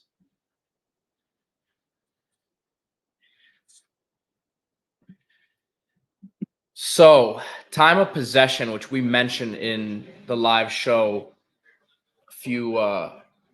not a few minutes ago, about 30 minutes ago at this point, but Rutgers had really eaten up a lot of clock. Miami finally able, at the end of that first half, they're able to kind of do a little bit of that of their own and move the chains as Jakari got settled in. At one point there, it was about at 18 minutes to 6 minutes in terms of time of possession. It has now gone to about 20 minutes to 10 minutes of time of possession, 20 minutes in favor of Rutgers there. So Miami going to be getting the ball here to start the second half, and in an ideal world would love to see them get the ball downfield in a kind of, you want them to score however they can score, but you would like for them to have somewhat of a methodical drive here. But beggars can't be choosers, and however this offense can get in the end zone will take, right? As Ray Joseph showing his burst here. I mean, you just see his twitchiness there. The first time he took it out of the end zone, he got hit with, pretty big hit from Rutgers and special teams, and Miami had the ball deep in their own territory, but there gets out past the 30-yard line, and you see why people are excited about him, interested to see how his role evolves moving forward. No update on Fletcher yet, Ernesto, but it does not look like he's going to be returning to this game.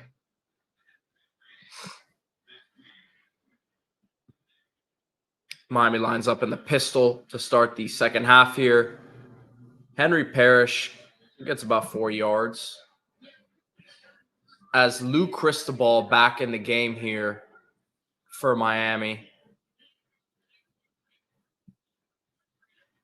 He's playing that left guard spot. Matthew McCoy also came in there. So I think they're platooning. They're giving both of them reps here at the end of the season.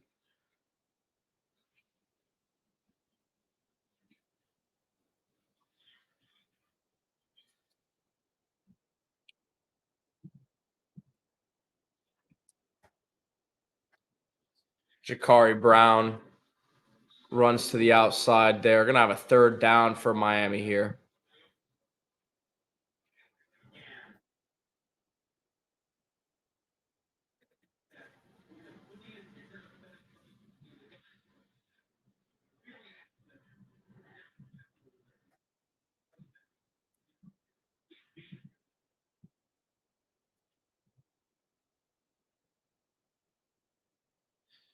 Third and 3 here for the Canes. Need to move the chains here. Absolutely need to get a first down. Cannot have a quick 3 and out of the locker room. And it's a run play. Jakari Brown keeps it, and he gets the first down. Man, if you would have handed it, I thought he handed it to Parrish for a second. He faked me out. I thought Parrish had the ball and was off to the races. But Jakari Brown keeps it and gets the first down. 7 rushes, 20 yards for him. And it's a nice way to continue to build his confidence, just feeling more comfortable with the ball in his hands. This is a guy who hasn't seen any reps this year, has not seen game action, as they said, in 400-plus days. Every play, he's got to be feeling more comfortable. Play action here to A.J. Allen. Looks like there's going to be a holding called here. Would be surprised if it wasn't a holding call.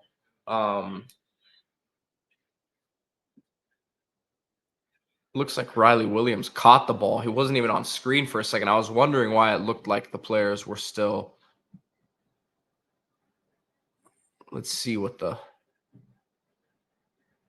they're going to call. It looks like they're going to call Ryan Rodriguez with a hold. Let's see. No. Wow. And they picked the flag up. It looked like for a second the flag was thrown where you would see a hold call. And I thought for a second they were going to call Ryan Rodriguez on a hold on the blitzing linebacker. And Shiano disagrees with it. But they just picked the flag up there. So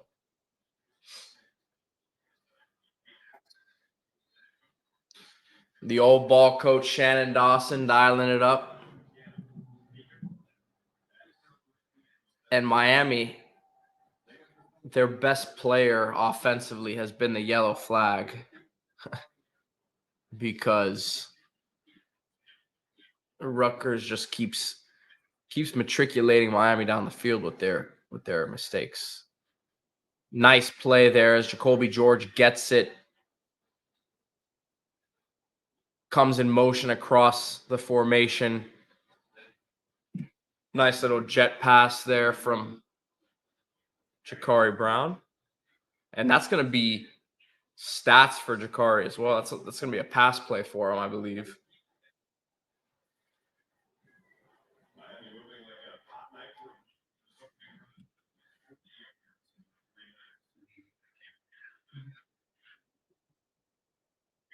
I guess they gave it a rush play. Unfortunately for Jakari's stats. Another, 3-yard gain here as Miami's offensive line starting to assert themselves somewhat. A couple plays ago, there was pressure, obviously, but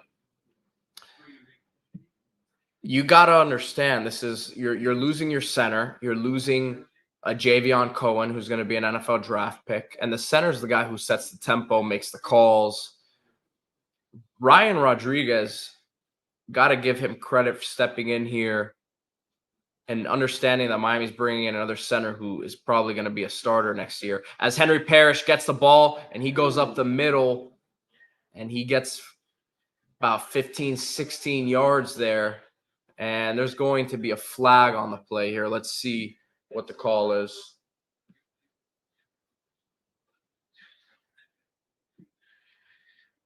Yeah, the announcers are saying it. That first quarter there, it was about one of the quickest quarters I've ever seen. As a Rutgers player here, looks livid. Let's see what happened here. I mean, it does not look like he's.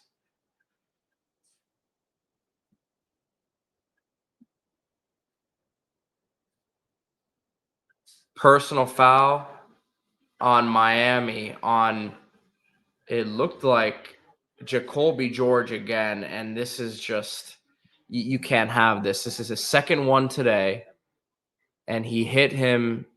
Yeah, that wasn't, again, just a dumb play by Jacoby George. Flags coming in, multiple flags.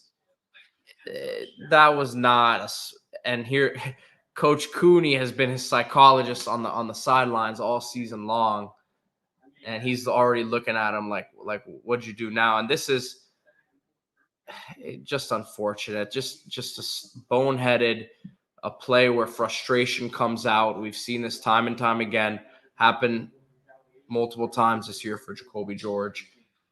As talented as he is, you got to clean this sort of stuff up.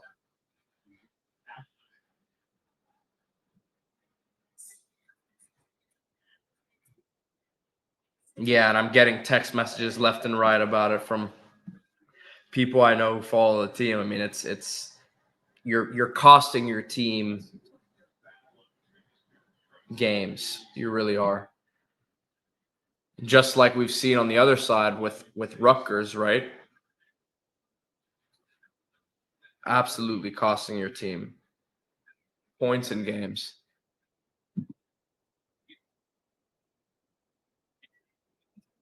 Yeah, and this is where you're in a bowl game here. He's made a couple mental mistakes, as people are already saying here.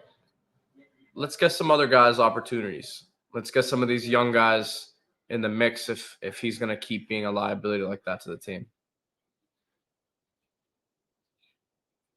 Jakari with the throw to the end zone, and that one looks like a touchdown. That one looks like a touchdown. Let's see if he got both feet down or not. That looked like the old Tim Tebow step forward. It looks like a hold on the defense. Jakari saying it's a hold on the defense. And that is a Miami Hurricanes touchdown. Jakari Brown.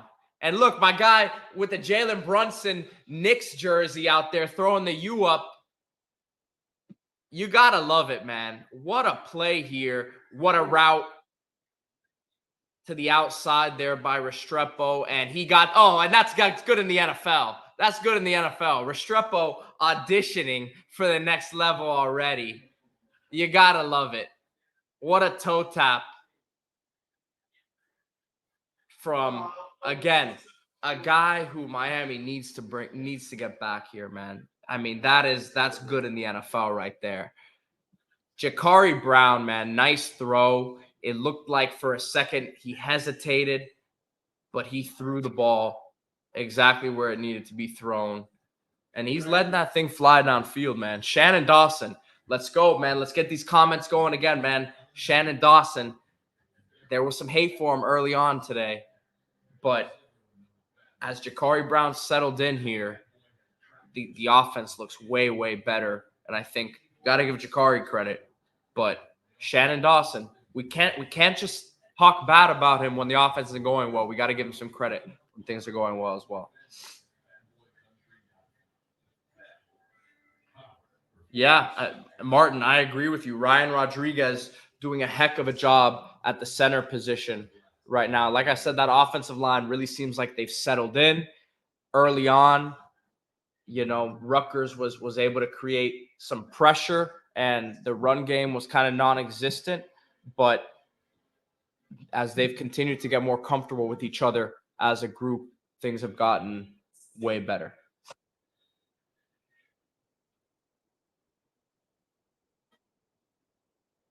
Canes 334. We're on the same page, man. All I heard all year was Xavier Restrepo is just getting force fed the ball from TVD. And that's the only reason he's got his stats. We've got to separate one from the other. TVD is it was a heck of a disappointment this season that he had this year, right? Let's not sugarcoat that, right? But you look at what Restrepo has done. I don't care who the quarterback is. I said it earlier. Yeah, TVD and him were best friends, right? They hung out, outside of the football field together. But there's a reason why he trusted him. And we're seeing it right now with a Ja'Cory Brown, who was a third string quarterback for Miami this season. And he's taking advantage of this opportunity. Whether he stays in Miami or not, this is an audition moment for him. And he's taking full control of this game. Making some dynamic plays downfield in the run game as well has been a threat. After that interception, he could have folded. We remember the bowl game a few years ago, the Louisiana Tech game, where Miami had multiple quarterbacks taking snaps in that game, including Tate Martell, and it was ugly.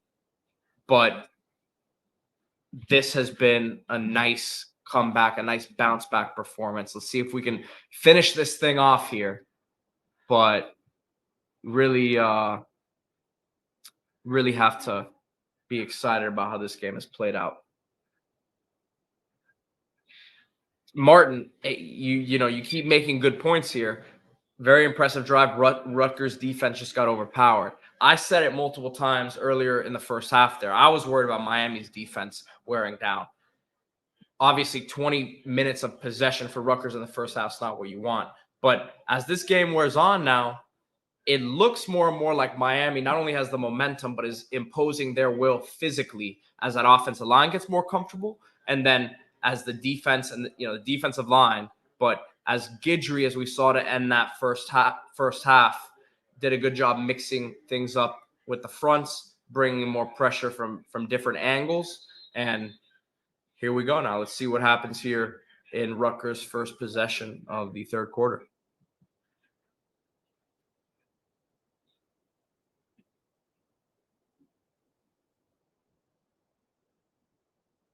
Yeah, there it is again. Ja'Cory Brown did a good job of not initially. If he initially threw that ball, it probably would have been intercepted by the safety. So Restrepo looks like he's having fun out there, man. I don't know. This is about as cold as he's gonna want it. If he goes to Wisconsin and transfer to TVD, it's gonna be way colder out there throughout the year. Rutgers goes back to what they did most of that first half with the run game. Now 17 carries for their running back.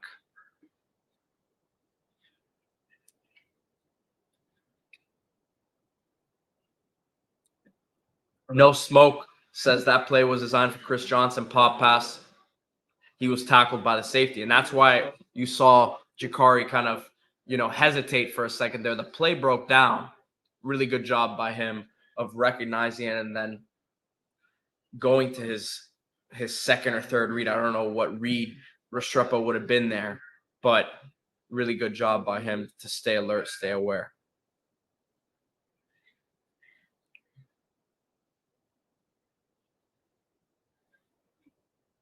You can tell though, even as Miami playing their third string quarterback tonight, Greg Schiano is not going to change his game plan. He's not going to try to get into a shootout with any team, right? And he knows his team's identity. They're going to have to make some throws downfield, you would think, eventually. But right now, they're content with moving it downfield. As there was, it looked like little fumble Ruski tush push play there. And let me tell you, Miami is lucky that didn't turn out to be, even bigger play downfield, right? Good job by Wesley Basanth making the tackle. Got dragged a little bit there, but he recovers. And then, Kiko misses the tackle there to the outside. It could have been way worse, man. I'm telling you, Kiko did a good job of forcing him back inside, and then Basanth finishes the play off with some help.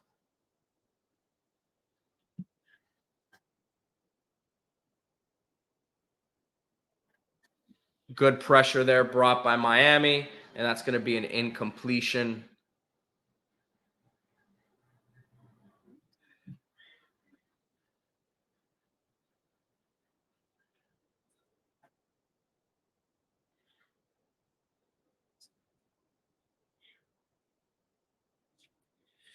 Yeah, man, people are I'm starting to get the texts coming in. People impressed with Jakari Brown. Still got a lot of football game left, man, but I agree. The kid has stepped up big time today.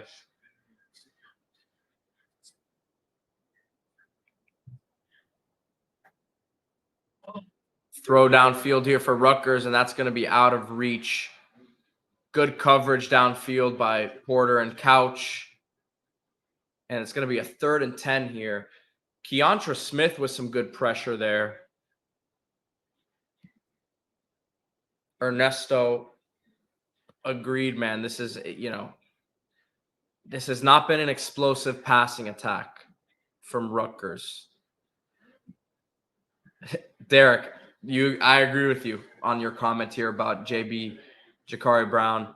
There's going to be a lot of programs if Jakari Brown decides to leave, after this and decides to enter the portal. He's definitely showing off his traits today.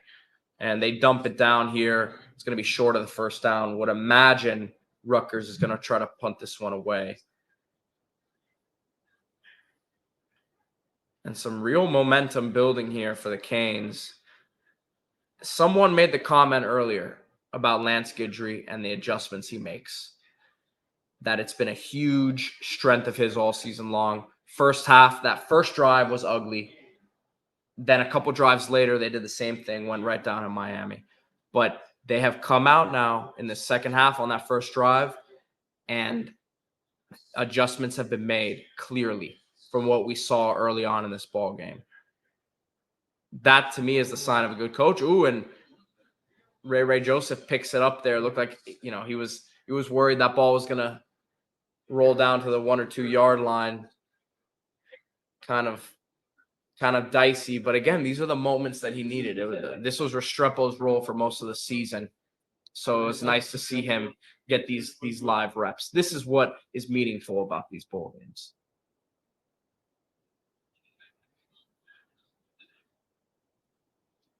Canes Forever 16 saying Porter breakout year next year. Man, I think Porter had a really good year this year. A lot of people tend to go off just what interception numbers are, and just like we were talking about earlier with Leonard Taylor and the sack numbers. But Porter's been really solid this year. Porter's been really, really solid.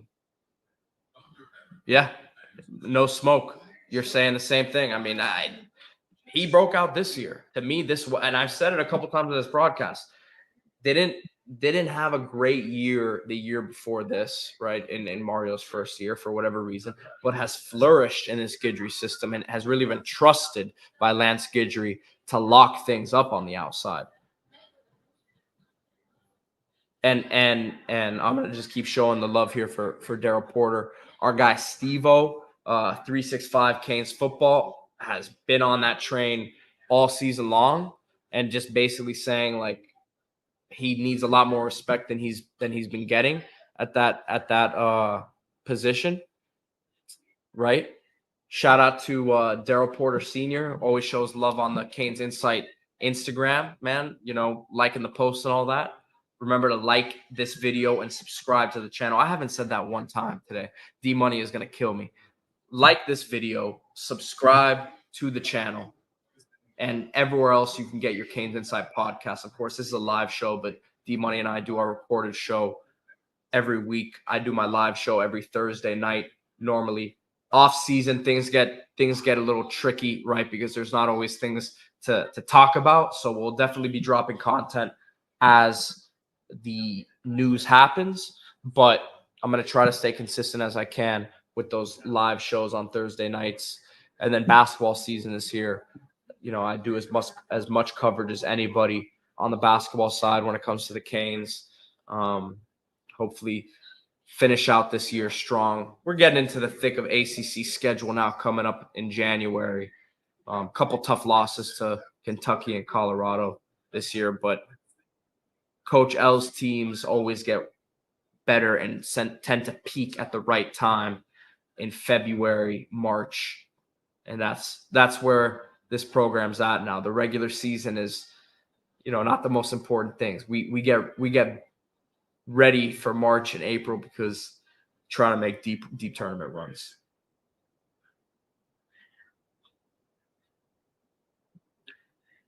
Ralph, agreed, man. Talking about Xavier Restrepo, fans have been down on him because he's not speedy. They associate him with TVD. I 100% agree with the TVD thing. They associate him negatively with that relationship. And then, yes, he's not your game-breaking receiver, but when you throw him the ball, it's going to be a catch more times than not. And his ability to get open is second to none right now. So Miami getting the ball back here deep in their own territory again. This is a little bit different of a situation as they're backed up again deep in their territory than that last drive of the second quarter there, because you would have expected them to be playing, you know, more conservatively defensively, more of a prevent. Now Miami getting it here, you would expect Rutgers to keep the box pretty tight here as you got 1, 2, 3, 4, 5, 6, 7 guys in the box here. Couple run plays in a row as Jakari picks up a couple, but Miami going to have a pivotal third down here deep in their own territory. To keep the chains moving here would be absolutely massive.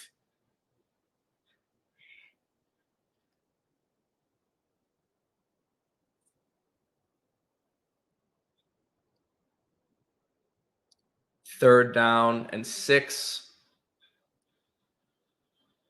Shannon Dawson being shown on the screen.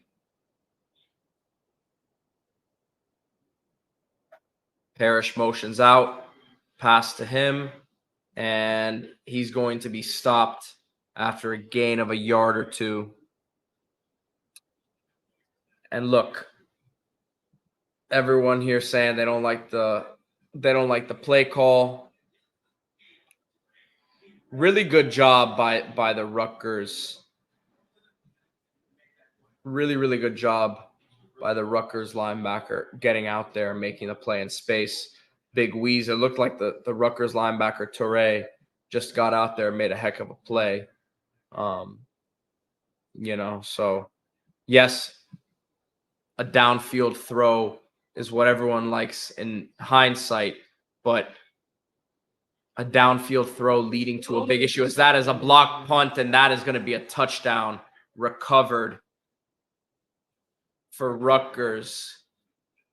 Got to see what happened here, but these are the fundamentals. You have not seen an issue like this all season. Has Miami had a punt blocked all season long? I can't recall if they have, but not the right time for that to happen. As right up the middle looked like Lichtenstein. Yeah, Lichtenstein just kind of missed there. And that's just fundamentals, man. Texas A&M. Good point, Kane Forever. Yes, I was thinking early in the season that was when the game looked like it could get out of hand early on as well. And that is quite the turn of events here as Miami didn't want to make a mistake offensively. So throw the ball horizontally on the third down and then make it the mistake that they can't make on special teams that leads to a touchdown. So horrible, horrible turn of events here as Mario went to go talk to the special teams coordinator there.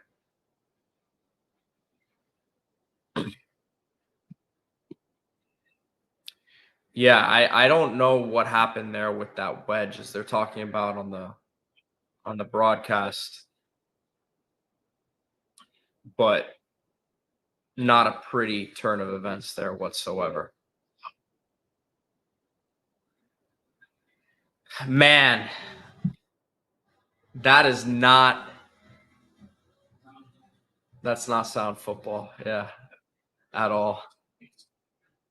Can't win football games this way, as Big Wheeze says.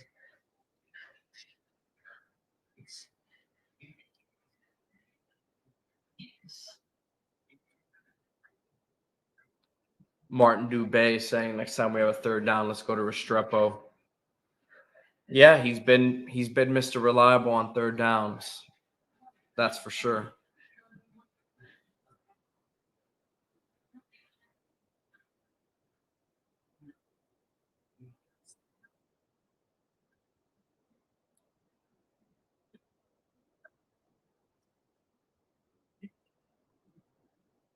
No smoke is right. No reason for us to be that conservative on that drive. Look, like I said, guys, the only thing I can say is that it was a different situation than what we saw late in that second quarter, where Miami had 41 seconds left in the half to work with, but Rutgers also didn't want to get beat over the top. Still almost ended up giving a touchdown as Miami worked the ball downfield, but the looks that Miami was giving them there were way different than what we just saw right now.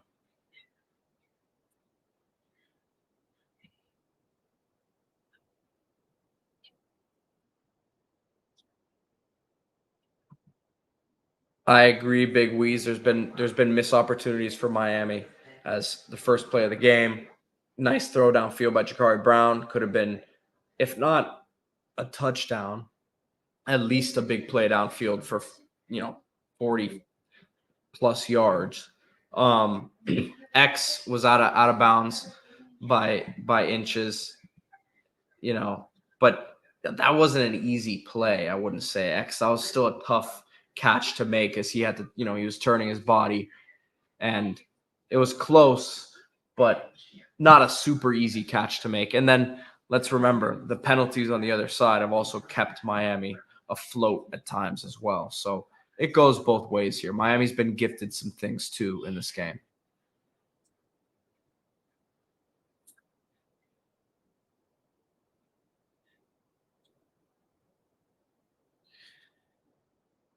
So another opportunity for this offense and this Canes team to bounce back, man. I mean, they were down 14-0, put together a couple good drives. That touchdown drive and then the one that we were just referencing at the end of the second quarter. But back down 21-17, the pressure back on them. Got to get some points on the board, got to get a touchdown. Got to get at least a field goal here. But you do not want to keep relying on the defense. You need to get some touchdowns, 7 on the board.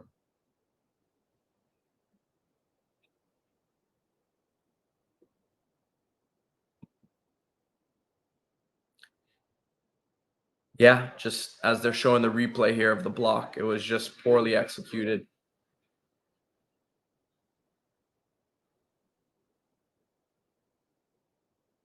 And really, again, you haven't seen too many issues from Miami on the special team side this season, but not a good time for them to have a problem there.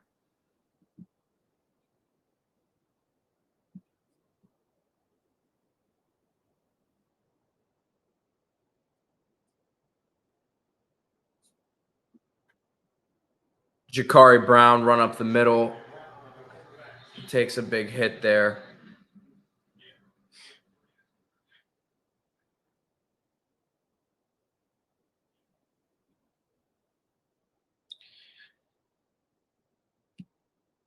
And as much as everyone wants to see us now air it out after we did see some success, you got to keep this you got to keep the chains moving, and you can't just go for it all at once here.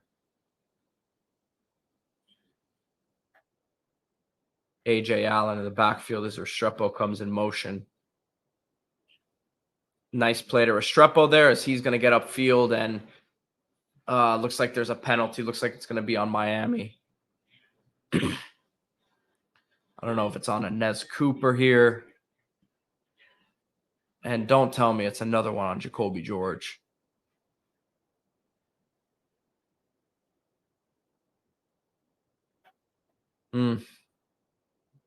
Man, that's penalty number 3. 1 in open play, and 2. Yeah. Yeah. That's not smart. And I just don't understand why he's on the, it still seems like he's on the sidelines thinking it wasn't a penalty when it obviously was. So we got offsetting players here. Rutgers has number 71, and we have Jacoby George just giving each other's teams yards. Nice run here by AJ Allen up the middle, interior of that offensive line, doing a good job there, making this at least a manageable situation. 3rd and 9.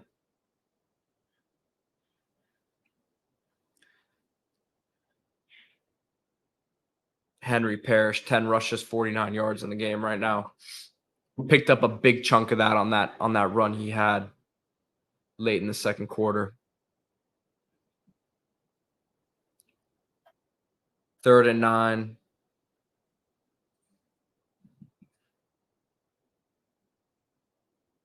Rutgers initially looked like they were going to blitz, end up dropping everyone into coverage.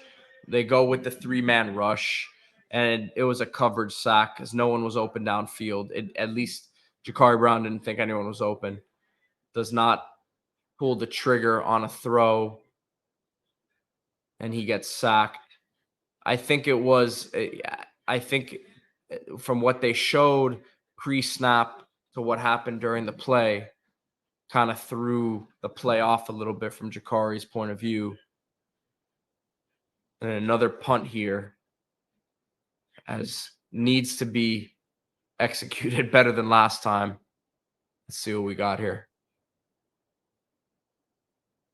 And they get that one off as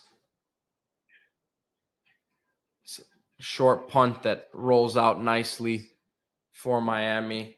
And this defense is going to need to come up big here. I do not think that if they get down by 2 scores, they would realistically have a chance to come back and win this game. So need to stop them here. Need to keep this within a score. Definitely can't give up a touchdown. At least hold them to a field goal here to keep this within reach. I know they almost came back in the first half when they were down 14-0. But at this juncture of the game, late in the third quarter here, Rutgers is going to want to try to run it down their throats again, establish the run here, run some clock. Need to get a quick, whether it's a 3 and out or just get the ball back via turnover, punt. Need the ball back here. Oh, Markeith Williams. Now you talk about a guy who's made a couple big plays in this game. Markeith Williams has an opportunity here with James Williams gone, with Cam Kitchens gone. Again, you look at him and you can just tell he needs some real work in the weight room, right? But his length has stuck out, right? His twitchiness has stuck out. And he's back there right now with Jaden Davis. I wish I saw the replay. They didn't show it, but made a really nice break on the ball from what I saw initially there. as we got a 2nd and 10.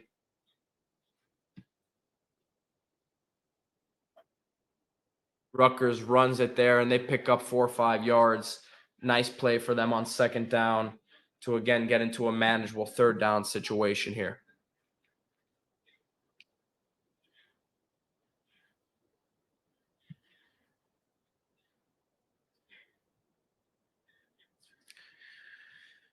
So Markeith Williams, man, talk about a guy you could be excited about heading into next season, and he has to be really looking at this opportunity as a big one for himself. Expect Miami to do more work in the transfer portal. Savion Riley comes in from Vanderbilt. Maybe there's some guys on the roster who could play some snaps at safety too, but Markeith is a guy that I'm excited about as the blitz comes off the edge, and that one is almost picked off.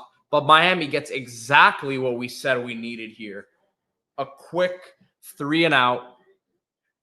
Lance Guidry, pay the man whatever he wants. He's a guy who, to me, has been one of the best additions, if not the best addition to this staff. This is coaching. The ability in game like this to adjust, right? And after an ugly start for that Miami defense, it looks like a completely different team. We were calling them soft. They did look soft at times. I said it once already. But I think a lot of it has to come with what the scheme is. Oh, my goodness.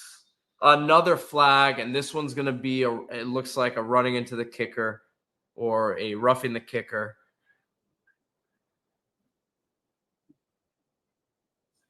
And there it is, yep.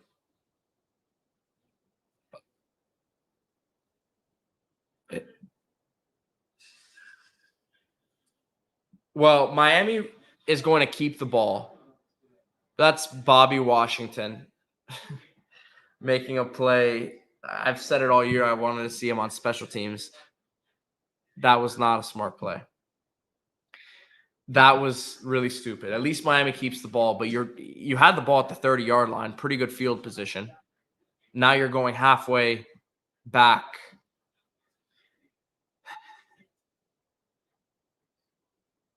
And you have the ball at the 15-yard line, which you just can't give any yards away with the state of the offense right now. Oh, man. We didn't say it was going to be a pretty game, but here we are. Jakari throws it downfield to Restrepo, incomplete. Didn't really seem like there was much there, but Rod Gilmore saying that Riley Williams was wide open there in the flat, which is, again, I feel like they haven't shown any replays today, but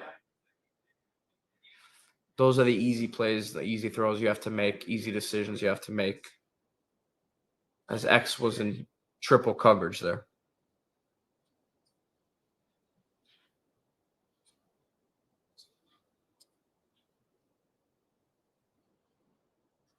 Hand off to Parrish. Run for 4-5 up the middle, which I feel like I've said a bunch today, but that's what it's looked like.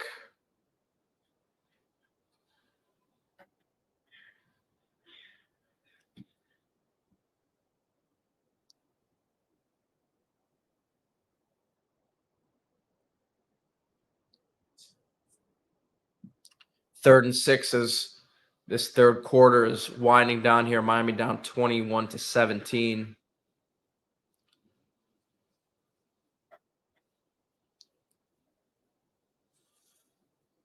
Jakari Brown sticks in the pocket there under pressure and makes a throw here to Restrepo short of the chains here, which, again, he does a good job of standing in the pocket there, Jakari Brown, and making that throw as he took a big hit. I would like to see the play again, as someone says McCoy whiffed. Let's see.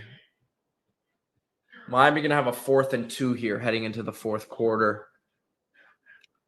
And they're going to have the ball on They're on 23, so you'd expect them to punt this one away here. And the defense is right back in the same position they were essentially.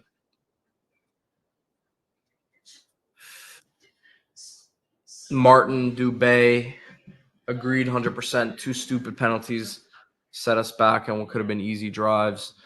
Would have had the ball at the 30-yard line there, and you would have been in way better position to get the ball downfield.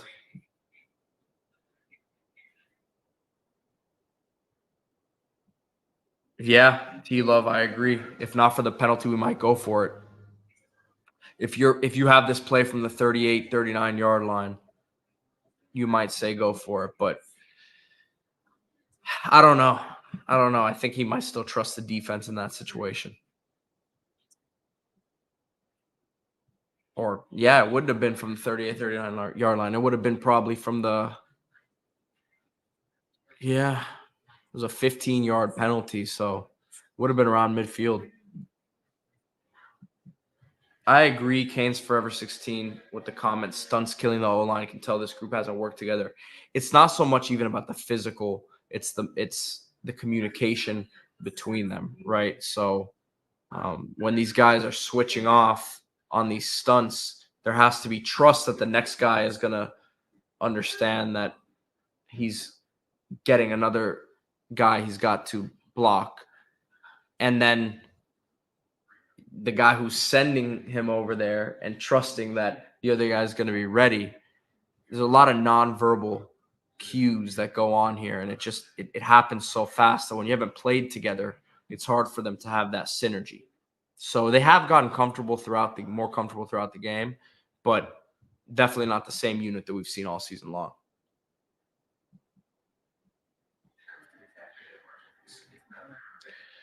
Let's look at some stats here.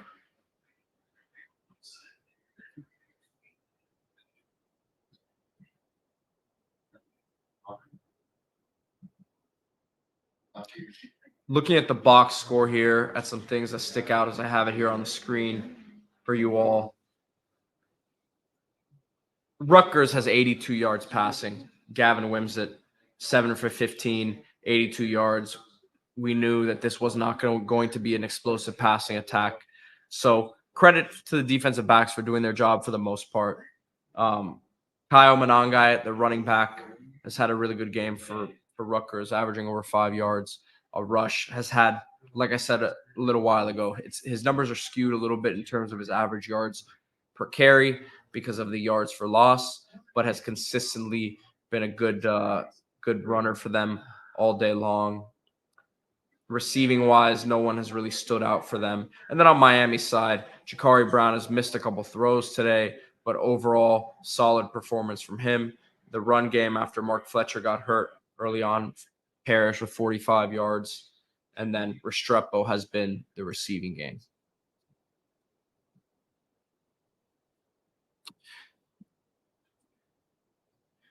As the Canes are going to punt it once again. Like we said, expected Coach Cristobal to trust this defense here. And it's a fair catch. Rutgers going to get it around the 31, 32-yard line.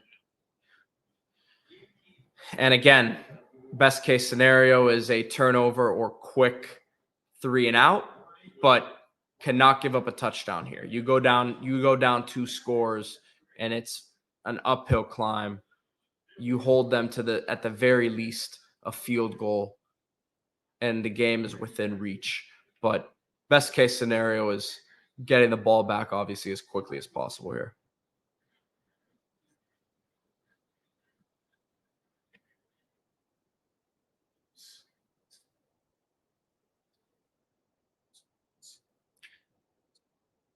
Run up the middle, Jared Harrison Hunt with the stop, 2 to 3 yard gain. But it's been a nice game for Harrison Hunt. He's made a few plays.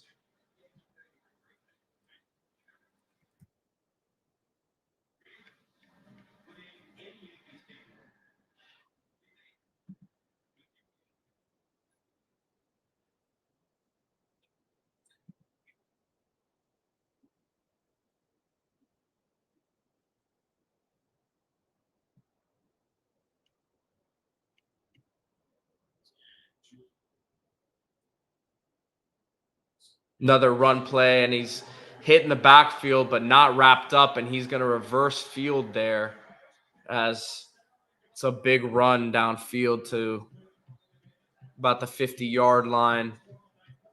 The play was initially stuffed, but he kind of just bounced off of the offensive lineman as Wesley Basant is down on the field. Hopefully he's all right. He's kind of laying with his back on the ground here, and one of his arms is up in the air. He's moving his extremities, though. And Basant has had some good moments in this game. Also had some missed tackles earlier in the game, but obviously hope the best for him. Hopefully that's not a serious injury. And this is a critical point of the game for Miami here, as that could have been a big stop in the backfield. Could have been a 3rd and long coming up. Running back bounces off of it, gets downfield, and Rutgers now in a position where they can potentially, as they get into Miami territory here, either score a touchdown or a field goal.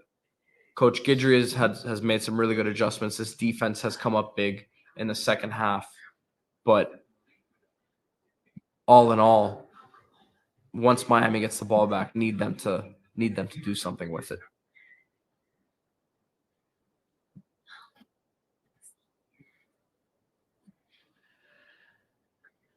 Man, tough spot for this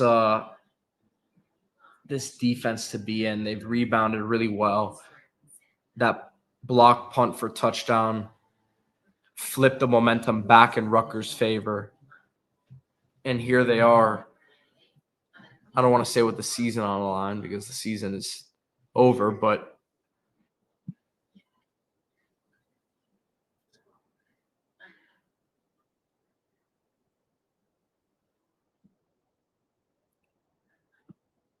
what stuck out to you guys? Talk to me. Who's looked good? I mean, Markeith Williams has made a couple flash plays. I really think with him, a lot of it comes down to the physical side of things. If you guys were at that scrimmage in the spring, he really had, or fall. Yeah, it was in the fall, not the spring.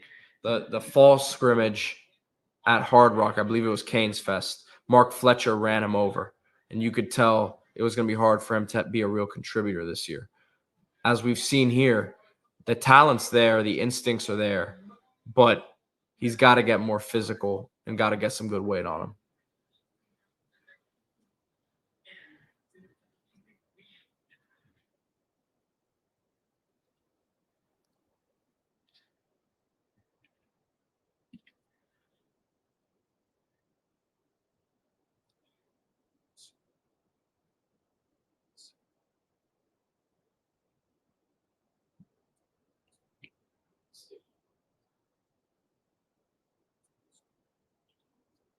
Rutgers with a 8-9 yard run on first down here. And this is where I'm very interested to see, as this Rutgers team now up to, tell you how many minutes of possession. Miami's evened it out big time. I mean, it's 25 minutes of possession to 21 here, but it's a big run as Rutgers is going to get into the end zone. Now up, well, excuse me, they're marking him down at the 1 yard line.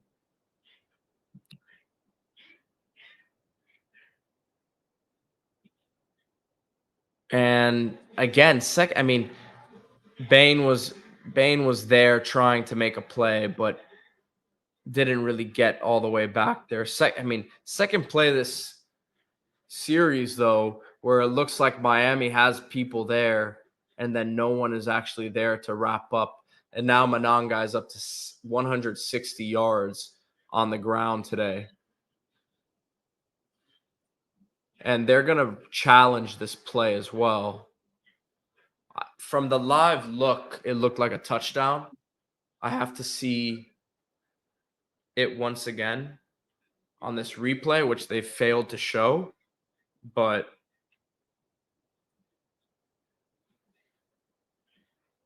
let's see. Looks to me like that's a touchdown, but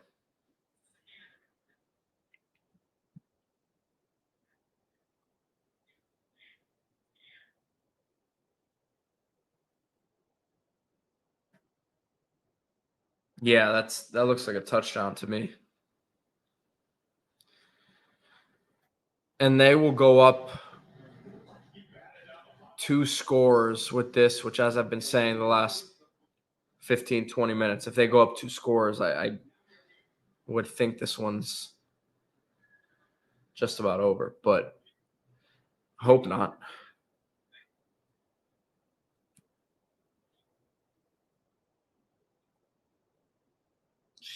This is going to be a tough call. It wasn't a touchdown on the field, so I don't know how it's going to be overturned.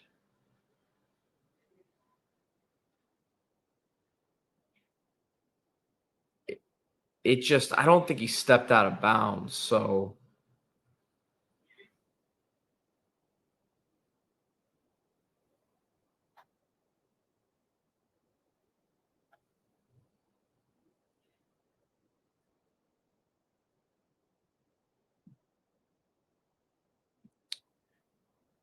let's see what the call is. I'm sure some of you here have already seen it because you're ahead of me, but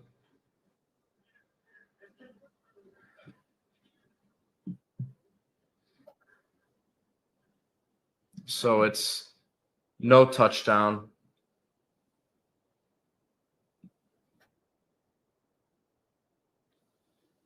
First and goal, but Rutgers in prime position here.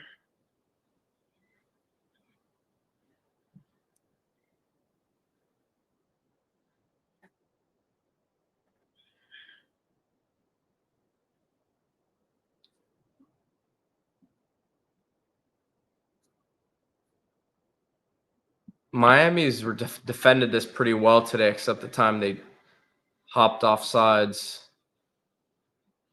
I think it was Branson Dean, but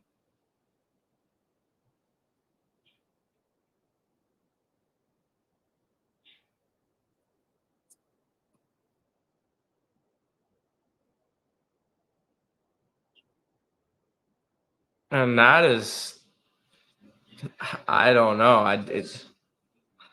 It's so close. It didn't look good to me, but I don't even know how you determine this, but it looks like he's going to be short on this ruling.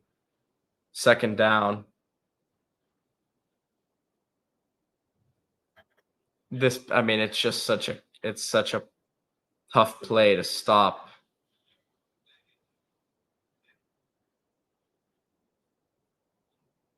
As they do it again, and that one is surely a touchdown. And there's the signal. Miami now officially down 2 scores.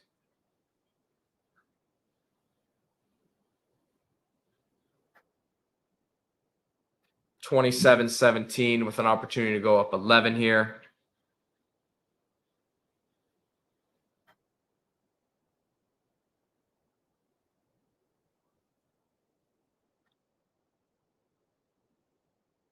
That block punt, man, really, really turned the tide.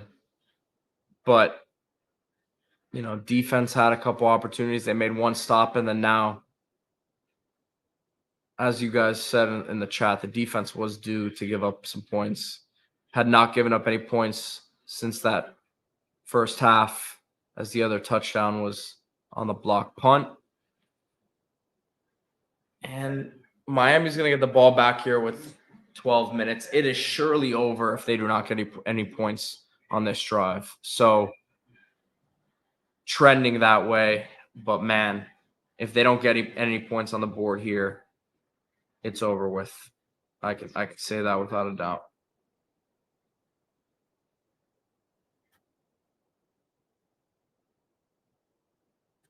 What else do you guys think?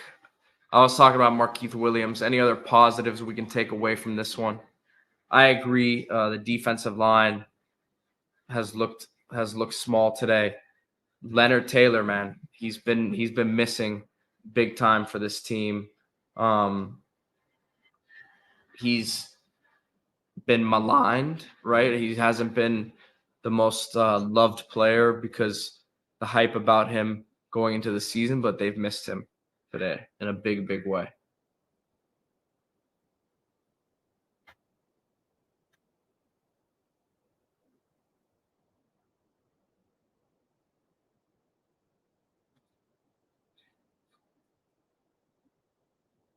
A lot of work that's going to be done now in the portal moving forward. Miami's already obviously done some work. Quarterback position, that's the one that everyone's waiting on. But I think defensive back, there's going to be a ton of guys brought in. Defensive line, between CJ Clark and Marley Cook, they're really excited about both of those guys. And then bringing Harrison Hunt back and some of the other guys there. They're excited about that group, obviously, with Justin Scott coming in, Artavius Jones. Young guys, it's tough for them sometimes to make an impact immediately. But there's going to be some retooling on that defense for sure. Excited about that linebacker group. Tons of athleticism coming back there. Kiko Malgoa is one of the best in the country, and he's got a ton of experience. But some of those young guys, excited about them for sure.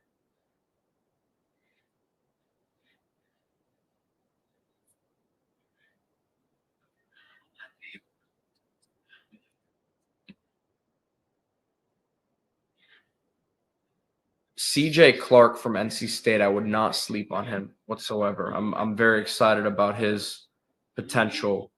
I think he could be well, I'm not going to say I think because it's not really my opinion, but there's people that believe he could be a second to third round type draft pick next year with a year at Miami and miss some time at NC State with injury. If he puts it all together for Miami and this Lance Guidry defense, could be a really good player for them.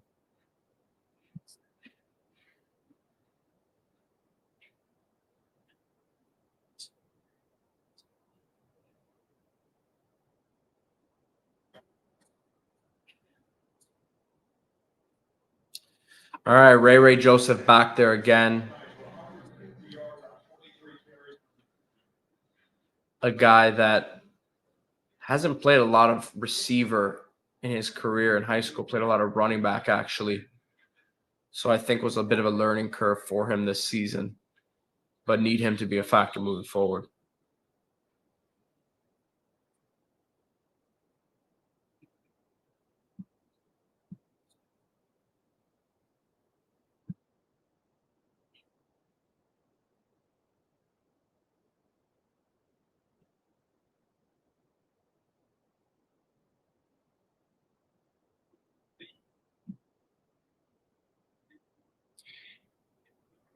Yeah, as Rod Gilmore says, he says it's an opportunity for him to be in the hunt for the starting conversation next season. I think it's an audition for him one way or another, whether he stays at Miami or decides to enter the portal. He's shown some positive things today.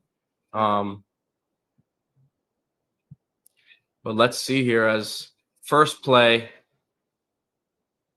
Jacoby George makes a reception, which I believe is his second of the game here.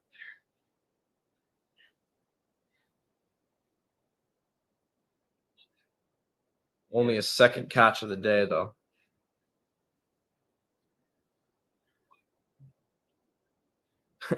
As we have two conflicting opinions here on the McCoy and Cristobal back and forth.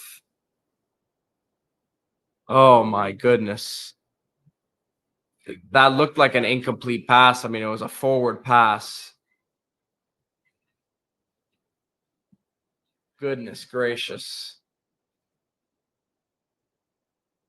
That was not pretty whatsoever. I got to see this replay again, but that looked like a forward pass.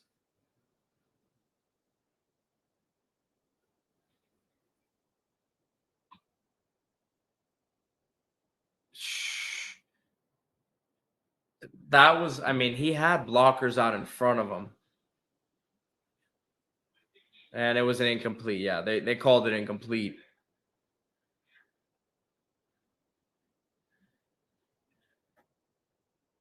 Yeah, and the announcers are confused why they blew it dead because it was a forward pass.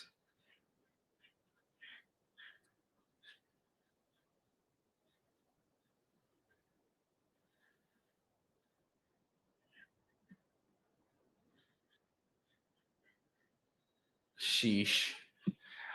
Oh man, that could have been ugly. That would have been a loss of 25 plus yards there. As Jakari Brown gets outside here.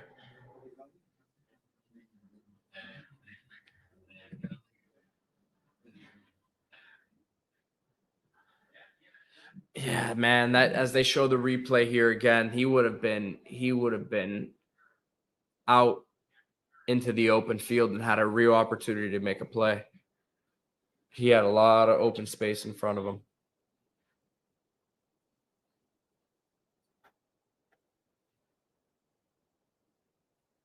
Third and 5 here.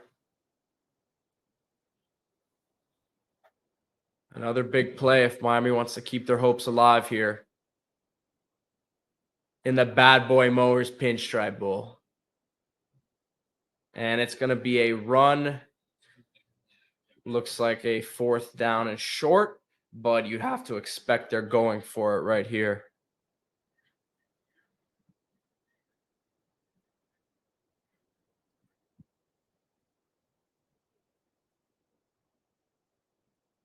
It's going to be a 4th and 2. This is essentially the game for Miami.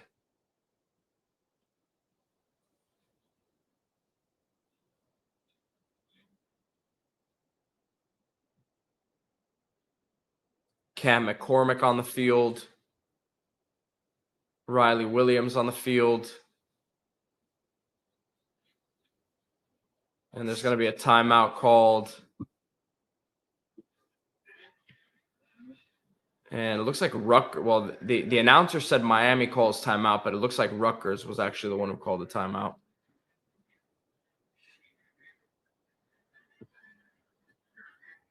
Yeah, Rutgers uses the timeout.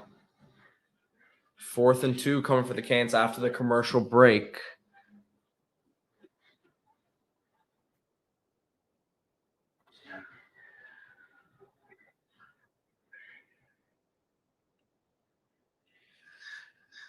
Oh man, let's see if they can keep their hopes alive here. Did they trust Jakari? Maybe a play action rollout with an opportunity for him to throw it or keep it himself. Did they just go with the bread and butter? Hand off to Henry Parrish.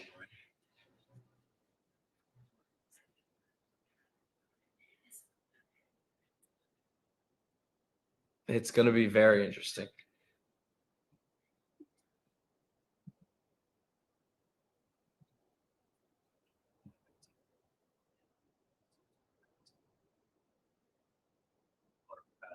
Let's see. Any updates on Mark Fletcher out there? I don't see anything on Twitter just yet, but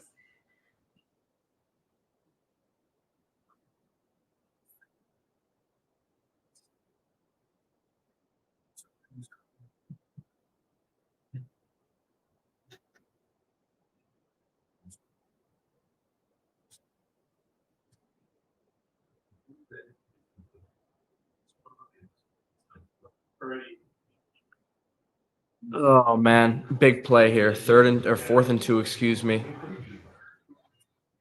What's Shannon Dawson dialing it up? What is he dialing up?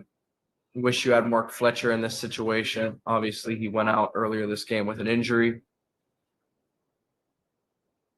Do you put it in the hands of Jakari Brown for him to run it, pass it?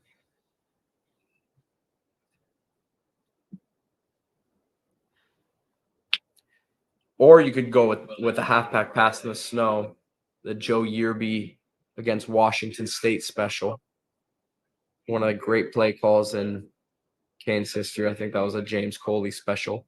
Who, by the way, James Coley got a lot of flack at Miami, but if you look back at those offenses, they did put up a lot of points.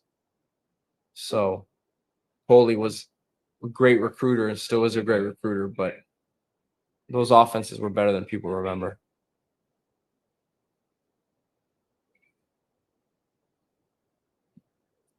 All right. Let's see here.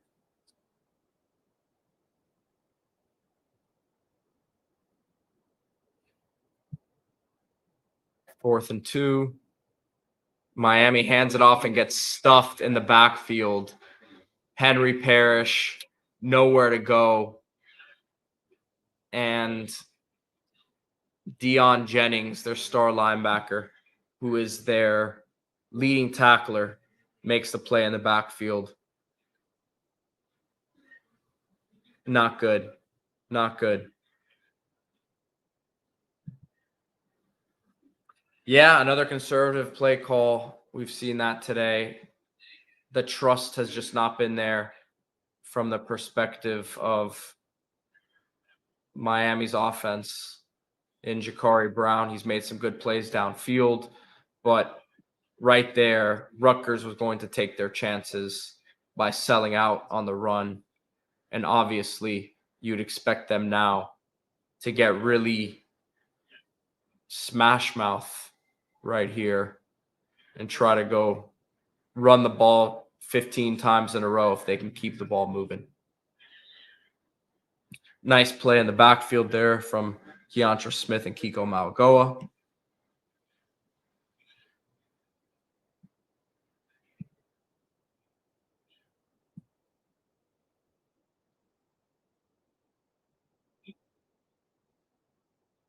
Yeah, 9 minutes and counting here left in the game as Rutgers with the ball inside Miami territory.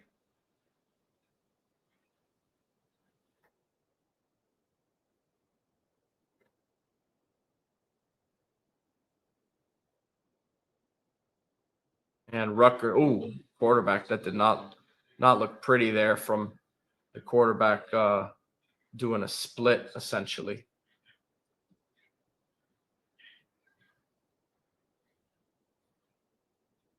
Third and 7 here. I've said it a few times today, but this could be the game 100%. If Miami doesn't get off the field here, it's hard to see them being able to get 2 possessions to score.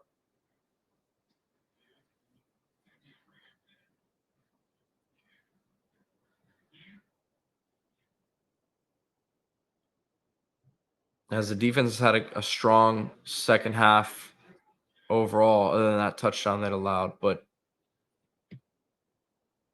And man, it looked like they were going to have him in the backfield there. Running back Brown made a couple guys miss, and they have a 4th down here.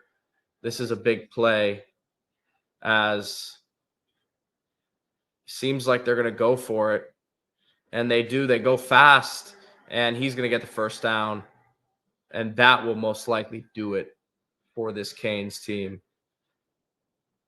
Looks like they're going to lose another bowl game. Have not won a bowl game since 2016.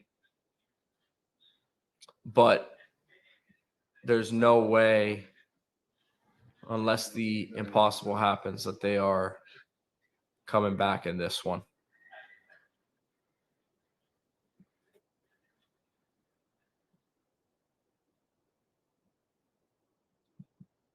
Ralph, also the special teams coach they brought in, has some NFL experience. I will say this. Today was a bad mistake, but we also got to remember the kickoff return Brashard Smith had, I believe, against Texas A&M. So that there's one thing they did. And Borregales has been pretty solid all year long.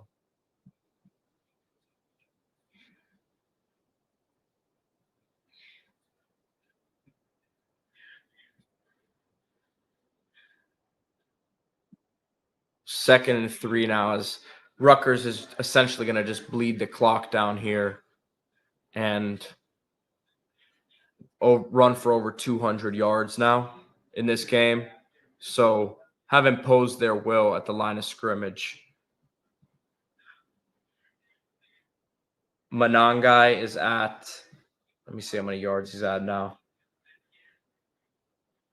At 160 yards still, 23 carries.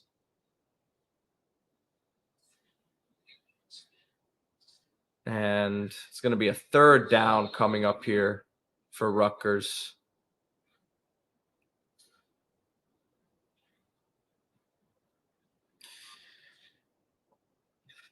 HJS Kane says that penalty by George and Washington killed our momentum. I agree, man, 100%.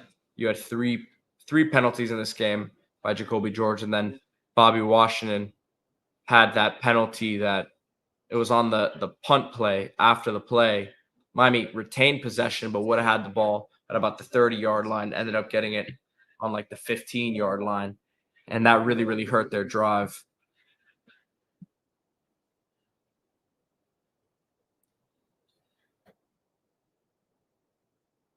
About 5 minutes left in this one, 3rd and 1. And it's going to be another first down for Rutgers. As listen, Miami has had opportunities in the backfield. It seems like they're collapsing on the runner, and then they just don't make the play. Boom, get some contact in the backfield, but a lot of it is they're pushing the line of scrimmage backwards and then not able to make a play.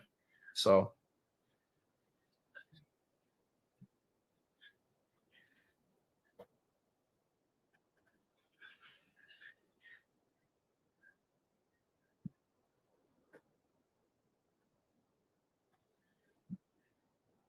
yeah, and this is what I was worried about, honestly, as I said earlier in the game, getting kind of worn out as this game dragged on. Rutgers really imposing their will that first drive, and that other drive, a couple series after that, and then now here, this Miami defense just hasn't been able to do anything here in this fourth quarter to make a stop.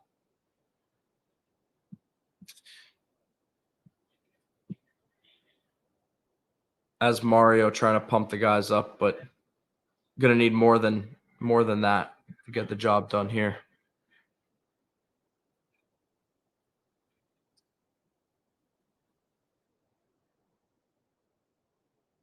Another run for Rutgers, and gonna bring them to 3rd down here. Expect them to do another run play, and then Miami.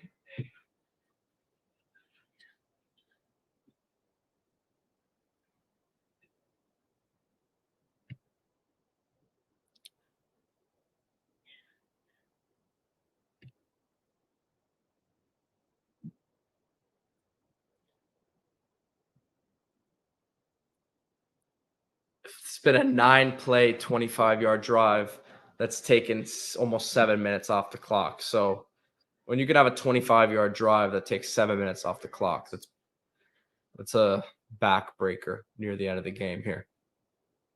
Miami loads the box here, and they're going to have a stop here on 3rd down as Rutgers will trot out their field goal unit, and Miami will, of course, hope for a missed field goal or a block. But at the very least, going to keep this within 2 scores here.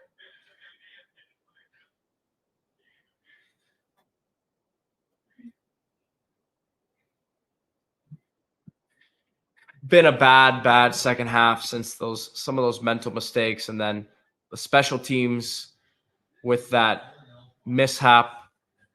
The wedge was not in any sort of effect.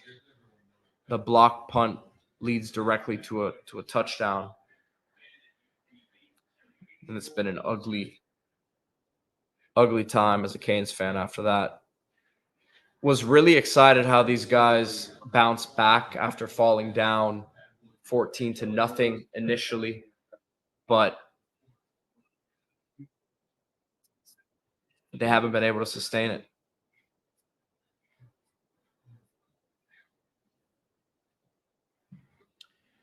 Category 5 says if I was Cam Ward, I would go pro. The thing with that right now, man, and I was just talking to a scout about it this morning, Cam Ward is a late day 3 pick right now. He's most likely a 6th to 7th round, potentially a priority free agent right now. So if he wants to do that and he's happy and he's okay with that potentially being the end result for him, then go for it. But I know everyone's saying Cam's not going to come after seeing what he saw, what we put out offensively today.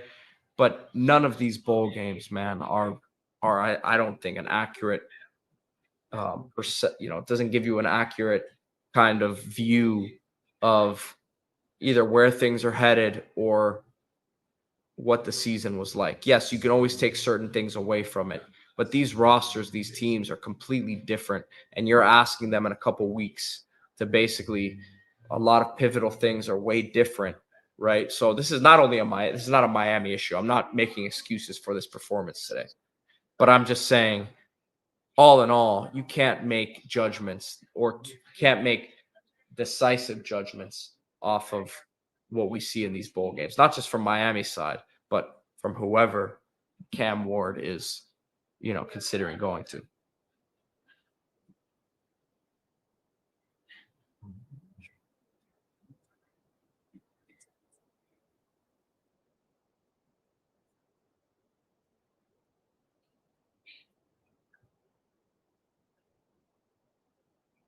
Yeah, I agree with that. The bowl game is not an indication. It's very tough to make a decision based on what the bowl game is.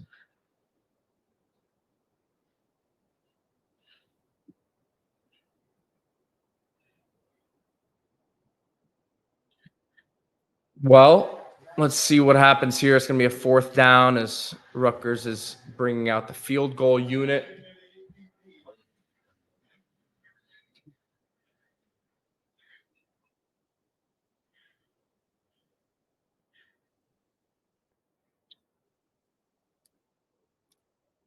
$35-yarder right down the middle and good, as that one is going to bring the lead to 14 points for the Scarlet Knights, 31-17.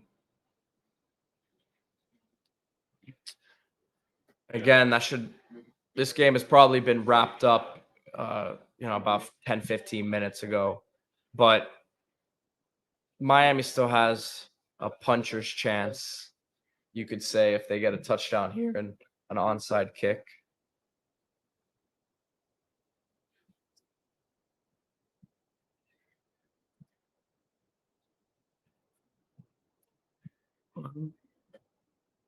Jakari Brown, up and down showing today, I would say. They didn't necessarily trust him all that much to throw the ball downfield. When they did, it was, at the end of the half there when these guys were playing more conservatively, defensively, weren't necessarily loading the box, right?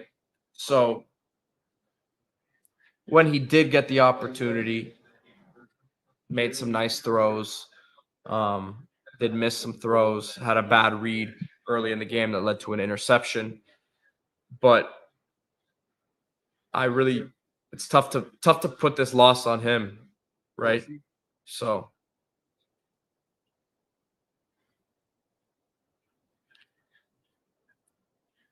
listen, LS talking about y'all shouldn't be shocked. Vegas trying to tell you.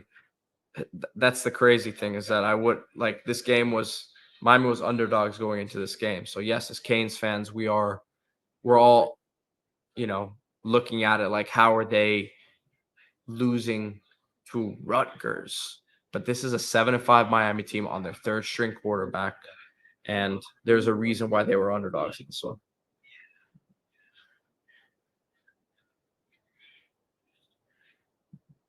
Jay Jones, I think you're talking about Justin Scott, man. David Stone is not coming to Miami. He's going to Oklahoma.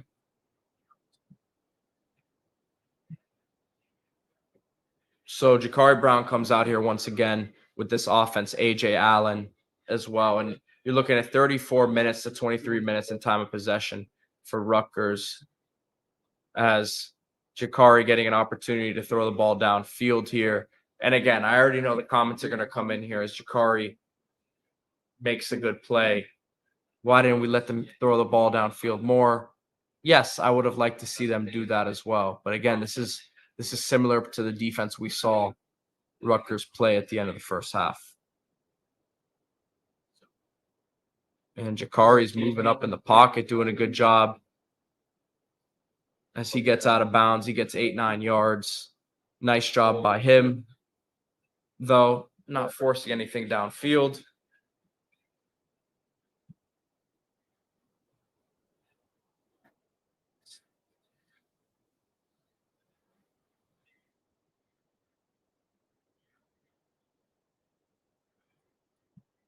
And the clock is still running, as it was over 2 minutes when he ran out of bounds. And Jakari's looking deep, nothing there. Finds Isaiah Horton, who quietly now is up to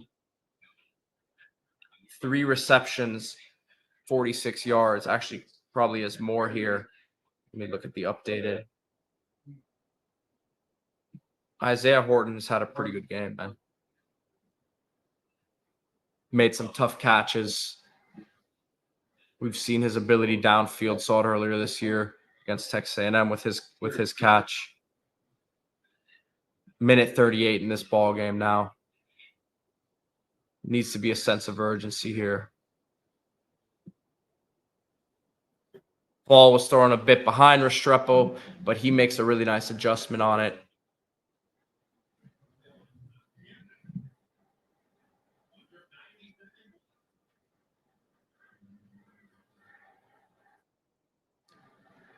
And Jakari is, again, has some time in the pocket, makes someone miss, and he's got a lot of room to run with it. Picks up the first down, but again, it's a way different Rutgers defense than we've seen the whole game. But look, they're down 2 scores here, 1 minute 10 seconds left. You really gotta get it into the end zone in the next 20 seconds or so, 30 seconds or so, to have a puncher's chance here to get the onside kick and try to tie it.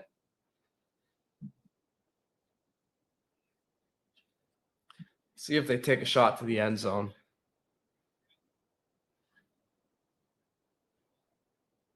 And there's the shot to the end zone. A little bit of a overthrow there.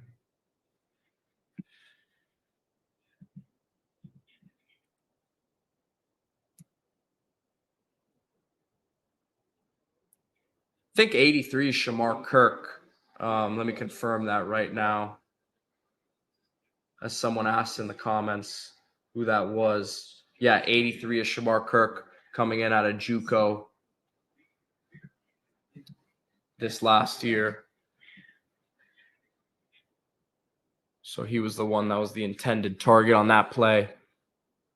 On the first down play here from about the 23, 24-yard line. As Jakari gets out of trouble and again does a good job of extending the play, getting out of bounds there. Picks up about 6 yards.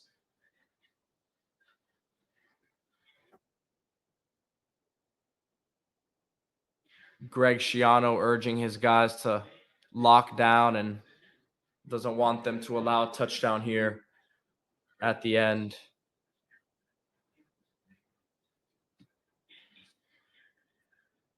As there's a 3rd and 4 for the Hurricanes. Jakari up to 17 of 24, 164 yards passing, a touchdown, and interception, and then 56 yards rushing. As Rutgers shows some pressure here. And he has some time in the pocket. Restrepo threw his hands there, but a little bit of a flat-footed throw in the face of pressure, as he was looking for some sort of penalty there, it looked like. But there's it. Restrepo, 13 targets, 9 receptions, 86 yards, a touchdown today. As he's had a phenomenal season for this Canes team. This is the ball game. It's probably already decided, but 4th and 4. Rutgers brings some heat. And nice throw and catch there. Nice throw by Ja'Cory Brown. And nice catch by Xavier Restrepo. Has 1st and goal here for the Canes. Under 40 seconds in this game remaining. And Ja'Cory throws in there. Looks like there's the pass interference call as the penalty comes in to Ja'Cory, or from the throw to Ja'Cory to Restrepo. And let's see if Miami can punch it in here.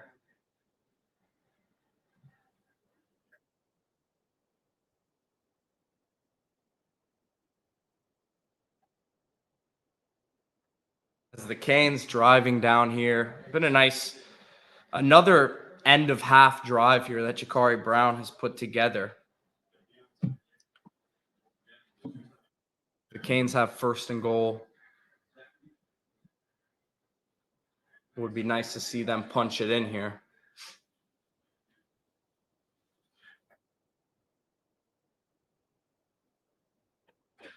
Oh, man, and he had him open.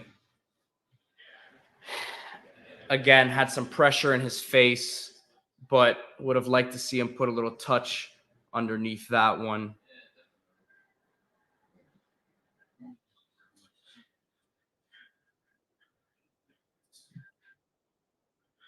Second and goal here now for the Canes. Need a touchdown to have some hope of getting an onside kick and keeping it alive here. Do they keep it through the air? They do have 3 timeouts. Let's see. And that one looks like another penalty for the Hurricanes, as Isaiah Horton draws it. Let me tell you something. Isaiah Horton has been a huge standout for me, as well as Markeith Williams on the other side. But Isaiah Horton,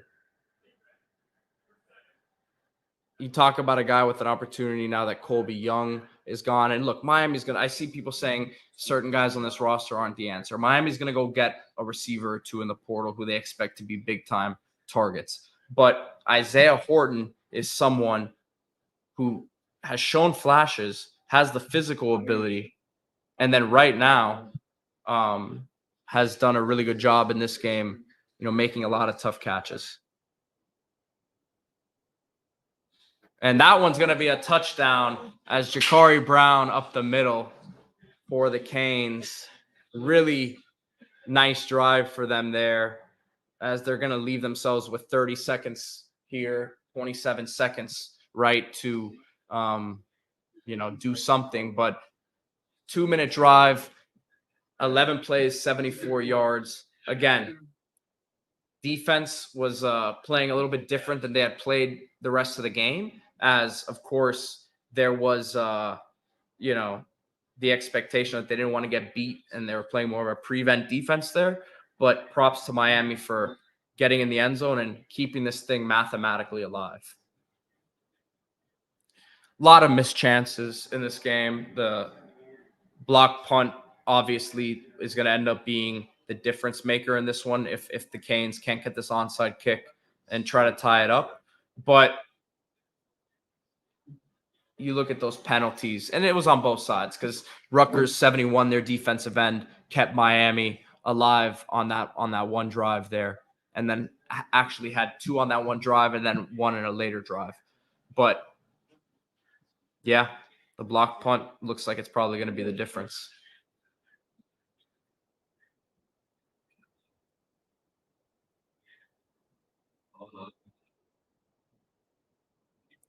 We got the TV says I'm the other remote. Sorry, guys. The TV's trying to turn off on me because we haven't touched the remote in 3 hours. So I had to direct my buddies how to get it off the screen.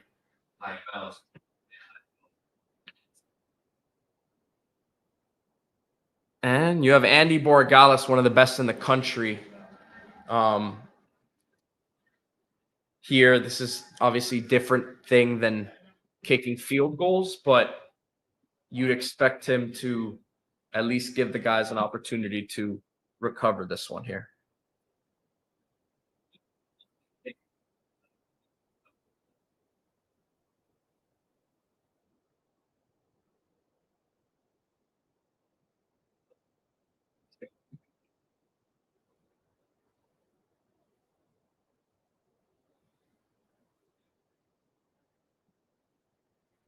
What do you guys think? Any last questions here before I get this thing before I end this stream when the game ends, man? I mean, look, D-Money and I are gonna have a ton of content coming the next few weeks with the transfer portal. But let's see, man. Hopefully we recover this onside kick.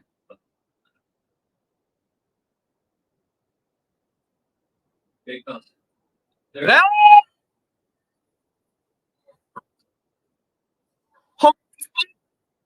Says home phone. This bad boy is not alive. This bad boy is not dead, I should say. This bad boy Mowers Pinstripe Bowl is not dead. How about them Canes battling to the very end? The bounce. Oh my. Let's go, man. The special teams coming up big after they made that mistake earlier today. It ain't over till the fat lady sings, man. Jakari Brown has an opportunity to become a legend in the Bad Boy Mowers Pinstripe Bowl right now, right here, right now. Man.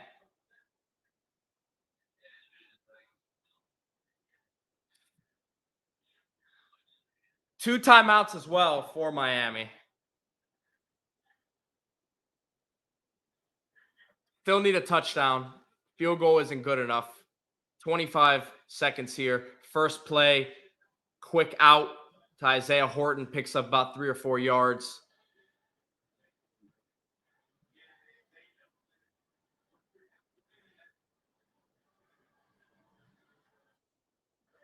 And listen, they took 2 minutes on the last drive, but they got it right. They got their touchdown.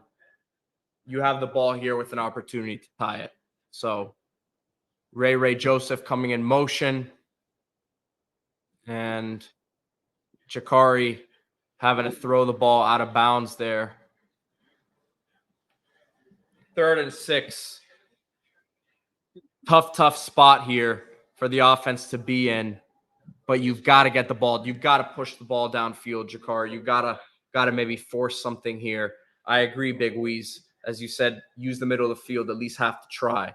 That's where my head is at too. Even if you force it, you got to get up the middle of the field here. You have 2 timeouts to work with, right? So, I mean, you got to pick up some chunk yards here.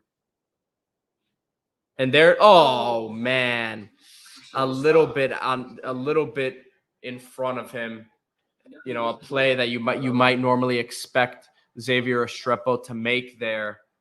Got to see this replay. It looked like it was a quick throw.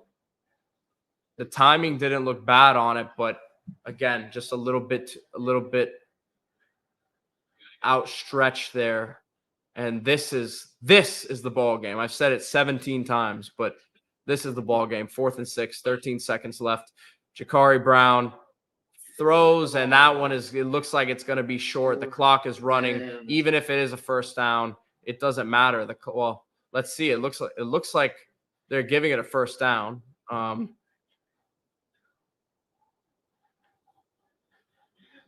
And they're saying now it is game over. It looks like he's short. This one will be reviewed, I'm sure. But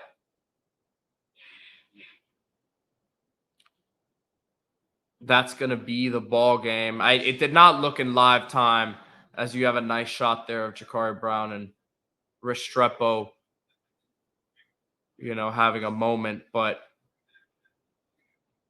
Restrepo came back to it, and yeah, it looked like his own momentum brought him back behind the first down marker. And look, guys, people were talking about the play calls. I'm sure the play calls were set for them to go downfield, but either nothing was open there or Jakari didn't want to force anything, which probably should have at the end of the game here. Trust your receiver to go make a play. Yeah, I'm not even reading I just looked at the comment right now as Derek Lawrence says, Brown got a force out in the middle of the field play. Can't be scared. The play call, listen, guys, we all look at the result of the play, and if it doesn't turn out good, we're gonna blame someone, but a lot of times we blame the coordinator. I don't think Shannon Dawson wanted those 3-4 plays to be, down to the sideline there the way that it was. He wanted plays downfield as well, as the Rutgers defensive backs, throwing the U down as it's become the mockery, unfortunately, to these lower tier programs that have never, touched an ounce of success that Miami has. This is their Super Bowl, but unfortunately, this is what Miami's reality is in 2023, soon to be 2024. A dogfight with Rutgers, a tough way to end the season, 7-6. 2 more wins than the previous season, as Miami did not make a bowl game last year, but still lots of work to be done for Mario Cristobal and this coaching staff. Yeah, I don't understand no smoke how they didn't at least try to throw the ball at the end zone there, right? I mean, at least throw it up. Jakari's got the strength. Martin Dubé, what's my opinion on Jakari Brown? As I've said, throughout the broadcast or the stream, you could say, oh, man, sorry, I'm a little distracted by this Pop-Tarts bowl. I know they're gonna have an edible mascot tonight. That should be interesting after the game. But Jakari has all the physical tools in the world. I think made some really, really good plays today. I think he made some good decisions, calmed down after that interception he threw, had a couple errant throws, but for the most part, had a really good showing today. My thing is for him, is he going to be given the opportunity to develop here? Miami obviously wants to bring in a quarterback now to be a starter, and I don't think that Jakari is necessarily going to want to wait behind one of these guys who they bring in, and I don't blame him, right? This is going to be going on year 3 for him now. He wanted to see the field this year, ends up, redshirting, which he had to play the year before out of necessity. The best move for him would have been redshirt last year, and then, this year have an opportunity to get in the mix, right? But Miami didn't want to have him play more than 4 games, which would have blown his red shirt. But yeah, it was, I think, a pretty solid showing for him today, an audition one way or another for him. Miami still doesn't have their quarterback, obviously. So let's not count the chickens before they hatch, saying they're going to just have a starter. Let's see what happens in terms of that over the next week or so. Decisions have to be made without a doubt. But I appreciate everyone hopping on today. I know it was a little something different at times. I was just like you guys watching TV and didn't have much to say other than what we were observing. But I had a good time, man. I appreciate the support. Like and subscribe. Like the video, subscribe to the podcast, subscribe to the show on YouTube. Get us everywhere on social media, Twitter, Facebook, Instagram, CanesInsight.com, completely free. Appreciate you guys. Happy New Year. No smoke, man. We gotta get you on the optimistic train here this next year. No smoke. Obviously, not much to be optimistic about today, right? But Happy New Year to you as well. Appreciate your support as always on these streams. But guys, big things ahead for the Canes. I really believe so. The next year. And we got basketball season coming up. Let's go make another Final Four run. Let's go make a championship run. Let's go win the whole thing this time. Canes Insight Live. Thank you guys for joining me today. Happy New Year if I don't see you guys before then. But keep it locked on CanesInsight.com. Ton of stuff coming. this next year. Go Canes.